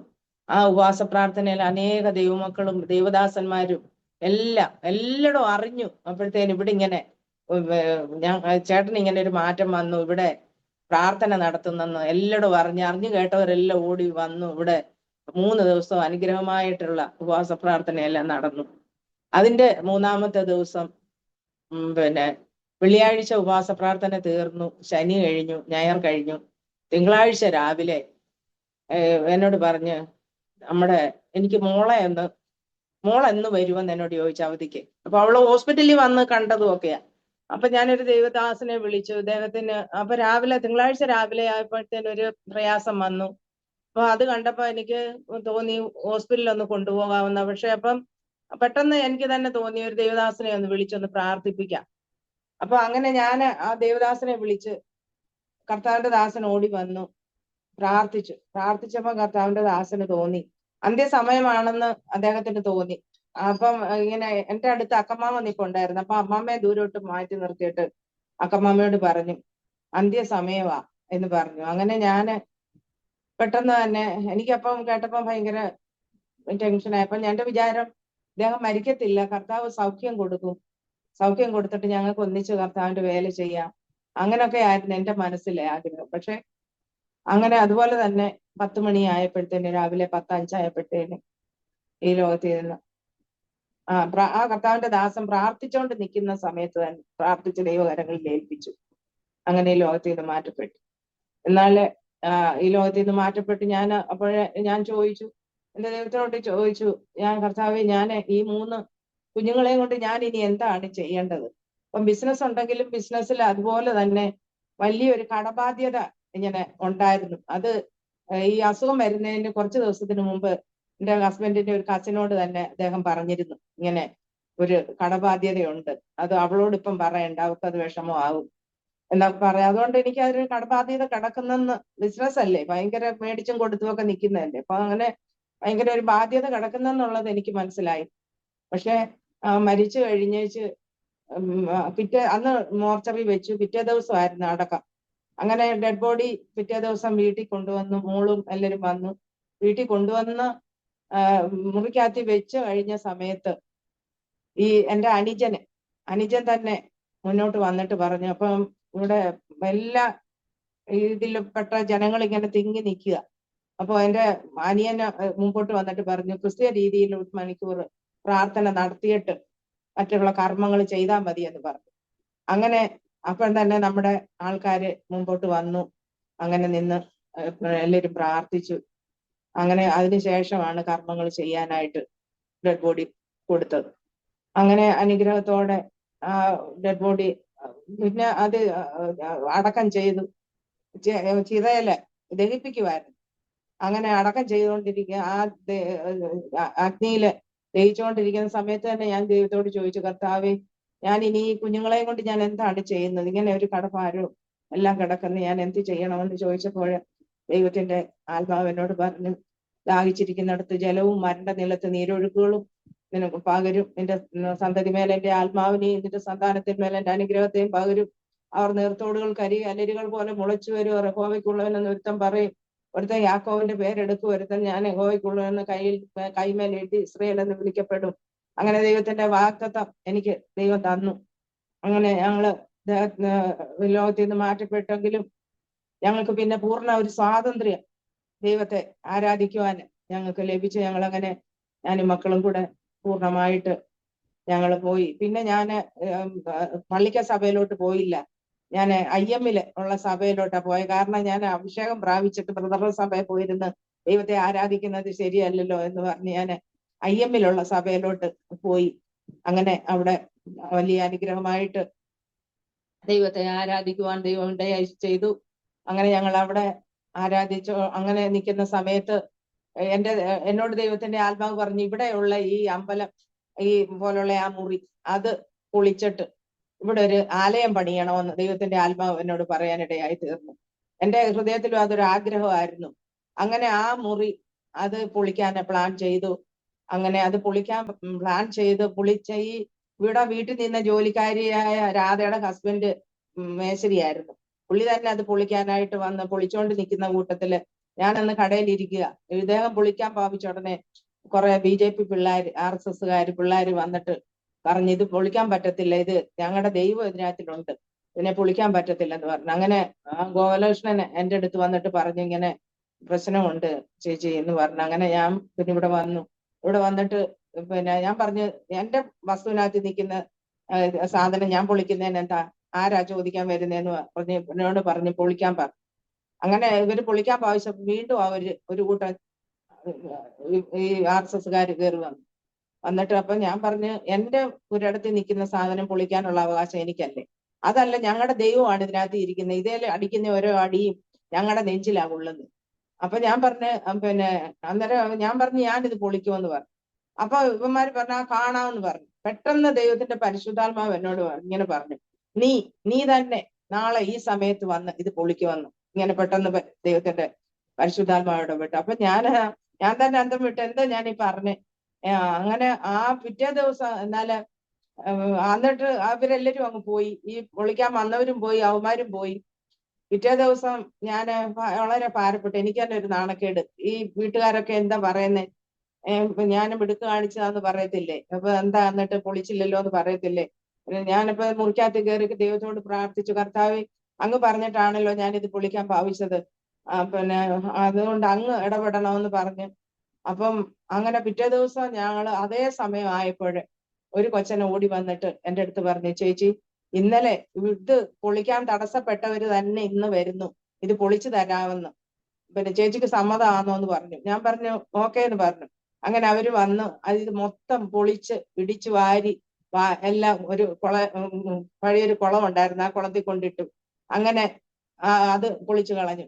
അത് കഴിഞ്ഞിട്ട് ഇവിടെ ഒരു പ്രാർത്ഥനാ ഹോള് പണിയണമെന്ന് എൻ്റെ ആഗ്രഹമായിരുന്നു. അപ്പൊ അന്നേരം എൻ്റെ സാമ്പത്തികമായ ബുദ്ധിമുട്ടുണ്ടായിരുന്നു. പക്ഷെ പിന്നെ IME ജിജി അപ്പച്ചനെ വീണ്ടും അമേരിക്കയിൽ നിന്ന് വന്നപ്പോ എന്നെ കാണാൻ വന്നപ്പം എന്നോട് ചോദിച്ചു, മോളെ നിന്റെ എന്തുവാ നിന്റെ പ്ലാൻ ഇനി? ഞാൻ പറഞ്ഞു, എനിക്ക് ഇങ്ങനെ ഇവിടെ ഒരു ആലയം പണിയണമെന്നുണ്ട് അച്ഛാ, എനിക്ക് പ്രാർത്ഥന നടത്താന്. അതിന് പിന്നെ എനിക്കിപ്പം സാമ്പത്തികമായിട്ട് എന്റെ കയ്യിലൊന്നും ഇല്ല. അത് വിഷമിക്കണ്ട, ഞാനത് പണിയിപ്പിച്ചു തരാമെന്ന് പറഞ്ഞു. അങ്ങനെ അച്ചായന് അവിടെ ഒരു ഹോള് പണിയിപ്പിച്ച് തന്നു. അതിനകത്ത് പിന്നെ എല്ലാ ബുധനാഴ്ചയും ഞങ്ങൾ പ്രാർത്ഥന നടത്തി 3 വർഷം കൺവെൻഷൻ നടത്തി. പിന്നെ അതിന്റെ പുറകിൽ തന്നെ കുറച്ച് വസ്തു ഉണ്ട്, അതിനകത്ത് 3 വർഷം കൺവെൻഷൻ നടത്തി. പിന്നെ 21 ദിവസത്തെ ഉപവാസ പ്രാർത്ഥന, 7 ദിവസത്തെ, 5 ദിവസത്തെ, അങ്ങനെ 3 ദിവസത്തെ പല പ്രാവശ്യങ്ങളിൽ അങ്ങനെ ഉപവാസ പ്രാർത്ഥനകളൊക്കെ നടത്തി വളരെ അനുഗ്രഹത്തോട് അങ്ങനെ പോയിക്കൊണ്ടിരുന്നു. അങ്ങനെ ഞങ്ങളെ ദൈവം മാനിച്ചു. കുഞ്ഞുങ്ങളെ വെല്ലുവിളിച്ചു, ഈ കുഞ്ഞുങ്ങളെ നീ എന്ത് ചെയ്യും? ഇവരെ ആര് ജോലി മേടിച്ചു കൊടുക്കും? ഇവരെ എവിടുന്ന് പെണ്ണ് കെട്ടിക്കും? ഇവരെ ആര് കെട്ടാൻ വരും? ഇങ്ങനൊക്കെ ഒത്തിരി വെല്ലുവിളികൾ ഉണ്ടായിരുന്നു. പക്ഷെ എന്റെ കർത്താവ് എന്റെ 3 കുഞ്ഞുങ്ങളെയും ഓരോ സ്ഥാനത്താക്കി. അവരെ ദൈവം മാനിച്ചു. ദൈവം അത്ഭുതപരമായിട്ട് ദൈവം കുഞ്ഞുങ്ങളെ ഓരോ സ്ഥാനത്താക്കി. ഞങ്ങൾ അങ്ങനെ IMല് 12 വർഷം ഞങ്ങൾ IME ദൈവത്തെ ആരാധിക്കാൻ, ഞങ്ങൾ അവിടുന്ന് മാറി TPMലോട്ട് മാറി. അങ്ങനെ ഞങ്ങളിപ്പം ദൈവത്തെ ആരാധിച്ചു പോരുന്നു. എന്നാൽ ഇവിടുത്തെ കൂട്ടായ്മ ഞങ്ങൾ നിർത്തിയിട്ടില്ല, അത് തുടരുന്നുണ്ട്. അങ്ങനെ ദൈവത്തിന്റെ അതുപോലെ ഒരു കടം ഞങ്ങള് എന്നോട് ദൈവത്തിന്റെ ആത്മാവ് 9 വർഷമായിരുന്നു ബിസിനസ് ചെയ്യാൻ പറഞ്ഞിരുന്നത്. അങ്ങനെ 9 വർഷം ഞങ്ങൾ ബിസിനസ് ചെയ്യാന് പിന്നെ ആ സമയമായപ്പം ദൈവം അത് നിർത്താനുള്ള സാഹചര്യങ്ങൾ ഒരുക്കി. എന്നാൽ എനിക്ക് വലിയൊരു 44 ലക്ഷം രൂപ കടം വന്നു. അപ്പം കട എന്നാ അങ്ങ് വിറ്റിട്ട് കടം വീട്ടാമെന്ന് പറഞ്ഞു. പക്ഷെ 30 ലക്ഷം രൂപയിൽ കുറഞ്ഞ ആരും കച്ചവട ഇതിന് വില പറയുന്നില്ലായിരുന്നു. 1.5 സെന്റ് വസ്തുവായിരുന്നു അതിന് ആ കട നിന്നിടം. അതും കടയും എല്ലാം കൂടെ എല്ലാവരും 30 ലക്ഷം രൂപയെ പറയുന്നുണ്ട്. പക്ഷെ ഞാൻ ദൈവത്തോട് പറഞ്ഞു, കർത്താവ് ഈ ബിസിനസ് നിർത്തുന്നത് അവിടുത്തെ ഹിതമാണെങ്കിലും എനിക്ക് ഈ കടം വീട്ടണം. അന്നേരം ഇത് വിറ്റാൽ എനിക്ക് 45 ലക്ഷം രൂപയെങ്കിലും കിട്ടാതെ ഇത് വിൽക്കാൻ പറ്റത്തില്ല. പക്ഷെ ദൈവം അത്ഭുതം പ്രവർത്തിച്ച് 45 ലക്ഷം രൂപയ്ക്ക് തന്നെ കട വിൽക്കാൻ ദൈവം കൃപ തന്നു. കടങ്ങളെല്ലാം വീട്ടി. അങ്ങനെ ഞങ്ങൾക്ക് സ്വസ്ഥമായിട്ട് കുഞ്ഞുങ്ങളെയും ദൈവം ഓരോ സ്ഥാനത്താക്കി അങ്ങനെ പോകുന്നു. അങ്ങനെ ദൈവം എത്രത്തോളം മാനിച്ചു, എത്രത്തോളം ഞങ്ങളെ സഹായിച്ചു, എത്രത്തോളം അനുഗ്രഹിച്ചു. എന്നാൽ അത് എന്റെ ദൈവം ആർക്കും കടക്കാരനല്ല പാസ്റ്റർ. എന്റെ ദൈവത്തെ സേവിക്കാൻ ഇറങ്ങിയ ആരും ലജ്ജിച്ചു പോയിട്ടില്ല. അവങ്കിലേക്ക് നോക്കിയവർ പ്രകാശിതരായി അവരുടെ മുഖം ലജ്ജിച്ചു പോയിട്ടില്ല. എനിക്ക് അതാണ് പറയാനുള്ളത്. സ്തോത്രം. കുഞ്ഞുമോളാൻ്റെ ഇത്രത്തോളം സമയം ദൈവം നടത്തിയ അത്ഭുതകരമായ വഴികൾ ദൈവനാമ മഹത്വത്തിന് വേണ്ടി പങ്കുവയ്ക്കുവാൻ കർത്താവ് കൃപ ചെയ്ത് ഓർത്ത് ദൈവത്തിന് സ്തോത്രം ചെയ്യുന്നു. ആ കുടുംബത്തിൽ ജനിച്ച് വളർത്തപ്പെട്ടു. ആ നിലവാരത്തിൽ നിന്നും മറ്റൊരു ജീവിത സാഹചര്യത്തിലേക്ക് പോകേണ്ടതായി വന്നപ്പോൾ അവിടെയും അറിഞ്ഞ സത്യത്തിന് വേണ്ടി നിലകൊള്ളുവാൻ ജീവിതത്തിൽ ഉറച്ച തീരുമാനം എടുത്തതുകൊണ്ട് ഒരിക്കൽ പോലും പിന്മാറിപ്പോകുവാനിടയാകാതെ ആത്മീയമായി വളരുവാൻ പിന്നത്തേതിൽ ആഗ്രഹിക്കുകയും പ്രാർത്ഥിക്കുകയും ചെയ്തതുകൊണ്ട് ആ ഒരു വിശ്വാസത്തിൽ അടിയുറച്ച വിശ്വാസം ഉണ്ടായിരുന്നതുകൊണ്ട് തളർന്നു പോകാതെ എല്ലാ പ്രശ്നങ്ങളുടെയും നടുവിൽ അതിജീവിക്കുവാൻ സർവശക്തനായ ദൈവം സഹായിച്ചു. ഇന്നയോളം ആ ദൈവത്തെ സേവിച്ച് ദൈവത്തിൻ്റെ മകളായി കർത്താവിൻ്റെ നല്ല സാക്ഷ്യം വഹിപ്പാൻ ദൈവം ഉപയോഗിച്ചുകൊണ്ടിരിക്കുന്നു എന്നുള്ള വാർത്ത സാക്ഷ്യം കേൾക്കാൻ കഴിഞ്ഞു. കർത്താവ് സഹായിക്കട്ടെ. ഈ സമയത്ത് അരോമ TVയുടെ ശ്രോതാക്കൾക്ക് വേണ്ടി ആൻറ്റി ഒരു വാക്കിൽ ഒരു നിമിഷം പ്രാർത്ഥിക്കാമോ? കർത്താവ് നമ്മെ സഹായിക്കും. പ്രാർത്ഥിക്കും. എന്റെ ദൈവമേ, നല്ല സ്വർഗപിതാവേ, അനുഗ്രഹിക്കപ്പെട്ട നല്ലൊരു ദിവസവും കൂടെ കർത്താവ് ഞങ്ങൾക്ക് തന്നതിനായി സ്തോത്രം. അങ്ങയുടെ നാമത്തില് അരോമ TVയിലൂടെ കർത്താവിന്റെ സാക്ഷ്യം പറയുവാൻ തക്കവണ്ണം ദൈവം ചെയ്ത ഉപകാരങ്ങളെ ദൈവമേ പറയുവാൻ തക്കവണ്ണം ദൈവം ഇടയാക്കിയതിനായി സ്തോത്രം. കേൾക്കുന്ന എല്ലാ മക്കൾക്കായി സ്തോത്രം. കർത്താവ് ആരെങ്കിലും ഇങ്ങനെയുള്ള അനുഭവത്തിലൂടെ ഒക്കെ കടന്നു പോകുന്നെങ്കിൽ കർത്താവ് അവരെ വിടുവിച്ച് ദൈവമേ നടത്തുവാൻ ശക്തനാകയാൽ നന്ദിയോടെ ദൈവത്തെ സ്തുതിക്കുന്നു. എല്ലാ പ്രിയപ്പെട്ടവരെ അനുഗ്രഹിക്കണമേ. അവരുടെ എല്ലാ പ്രശ്നങ്ങൾക്കും കർത്താവ് പരിഹാരം കൊടുത്ത് അവിടുന്ന് മാനിക്കണമെന്ന് പ്രാർത്ഥിക്കുന്നു. കർത്താവേ സ്തോത്രം. പ്രേക്ഷകരെ എല്ലാം ദൈവകരങ്ങളിൽ ഏൽപ്പിച്ച് പിതാവിന്റെയും പുത്രന്റെയും പരിശുദ്ധാത്മാവിന്റെയും നാമത്തിൽ അനുഗ്രഹിച്ച് പ്രാർത്ഥിക്കുന്നു. അരോമ TVയുടെ പ്രവർത്തനങ്ങളെയും കർത്താവ് അനുഗ്രഹിക്കണം. കർത്താവിന്റെ ദാസനെ കുടുംബമായി ദൈവം അനുഗ്രഹിക്കണം. പിന്നെ അനേകർക്ക് ആശ്വാസം, അനേകർക്ക് ദൈവമേ സാക്ഷ്യം വഹിപ്പാൻ അവിടുന്ന് സഹായിക്കണമെന്ന് പ്രാർത്ഥിക്കുന്നു. കർത്താവ് പ്രാർത്ഥന കേട്ടതിനായി സ്തോത്രം. എല്ലാം ഞങ്ങളുടെ കർത്താവായ യേശു ക്രിസ്തുവിൻ നാമത്തിൽ തന്നെ. താങ്ക് യു കുഞ്ഞുമോളാൻ്റെ ഇത്രത്തോളം സമയം അനുഗ്രഹിക്കപ്പെട്ട ജീവിതാനുഭവം, ദൈവം നടത്തിയ അത്ഭുതകരമായ വഴികളെയും കുറിച്ച് ദൈവനാമത്തിനുവേണ്ടി പങ്കുവയ്ക്കുവാൻ സമയം വേർതിരിച്ചതിനെ കർത്താവിൻ്റെ ദാസിയുടെ കുടുംബാംഗങ്ങളുടേതായ നന്ദി സ്നേഹം അറിയിക്കുന്നു. ദൈവമായ കർത്താവ് അനുഗ്രഹിക്കട്ടെ, സൗഖ്യം ആരോഗ്യം ദീർഘായുസ്സും കർത്താവ് തരട്ടെ എന്ന് ഞങ്ങൾ ആഗ്രഹിക്കുകയും പ്രാർത്ഥിക്കുകയും ചെയ്യുന്നു. അതുപോലെ തന്നെ ഞങ്ങളെ കേട്ടുകൊണ്ടുന്ന പ്രേക്ഷകരുള്ളതായ നന്ദി സ്നേഹം അറിയിക്കുന്നു. നിങ്ങൾക്ക് ഈ ജീവിതാനുഭവം അനുഗ്രഹമായി തീർന്നു, സന്തോഷമായി തീർന്നു എങ്കിൽ നിങ്ങളുടെ പ്രിയപ്പെട്ടവർ കൂടി ഷെയർ ചെയ്ത് കൊടുക്കും. അവരും കേട്ട് അനുഗ്രഹിക്കപ്പെട്ട് അതിലൂടെ ദൈവനാമമായി കൂടെ മുഖാന്തരമായി തീരുമല്ലോ. നിങ്ങളുടെ വലിയേറെ അഭിപ്രായങ്ങളും നിർദ്ദേശങ്ങളും കമൻറ്റ് ബോക്സിൽ രേഖപ്പെടുത്താവുന്നതാണ്. അതുപോലെ തന്നെ നിങ്ങൾക്കൊരു പ്രാർത്ഥനാ വിഷയമുണ്ട്, ഞങ്ങളുമായി ബന്ധപ്പെടുവാൻ ആഗ്രഹിക്കുന്നെങ്കിൽ സ്ക്രീനിൽ കാണുന്ന വാട്സപ്പ് നമ്പറിൽ ഞങ്ങളെ വിവരം അറിയിക്കൂ. അതുപോലെ തന്നെ ഞങ്ങളുടെ വെബ്സൈറ്റ് നിങ്ങൾക്ക് സന്ദർശിക്കാവുന്നതാണ്. അടുത്ത അനുഗ്രഹിക്കപ്പെട്ട ഒരു സാക്ഷ്യവുമായി വീണ്ടും കാണുമ്പോഴും എല്ലാ പ്രിയപ്പെട്ടവർക്കും good bye. God bless you all. ഓർമ്മയുടെ മനോരഥത്തിൽ മായാത്ത ഓർമ്മയ്ക്കായി അരോമ മാട്രിമോണിയിൽ നിന്നും ജീവിത പങ്കാളിയെ കണ്ടെത്തൂ. നിങ്ങൾ ഒരു ക്രിസ്തീയ ജീവിത പങ്കാളിയെ അന്വേഷിക്കുകയാണോ? അതോ മക്കൾക്ക് അനുയോജ്യമായ ഒരു തക്ക തുണയ്ക്ക് വേണ്ടി പ്രാർത്ഥിക്കുന്ന വ്യക്തിയാണോ? എങ്കിൽ അരോമ മാട്രിമോണി നിങ്ങൾക്ക് വേണ്ടിയാണ്. ഇന്നു തന്നെ സൗജന്യമായി രജിസ്റ്റർ ചെയ്യൂ. അരോമ മാട്രിമോണിയുടെ പ്രത്യേകതകൾ: രജിസ്ട്രേഷൻ തികച്ചും സൗജന്യം. ലോകത്തെവിടെയുമുള്ള അനുയോജ്യമായ ക്രിസ്തീയ ജീവിത പങ്കാളിയെ തിരഞ്ഞെടുക്കാം.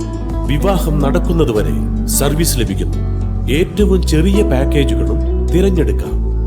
അരോമ മാട്രിമോണി നിങ്ങൾക്കായി ഒരുക്കുന്നു വിവാഹം പരമാനന്ദം. Email aroma matrimony2020@gmail.com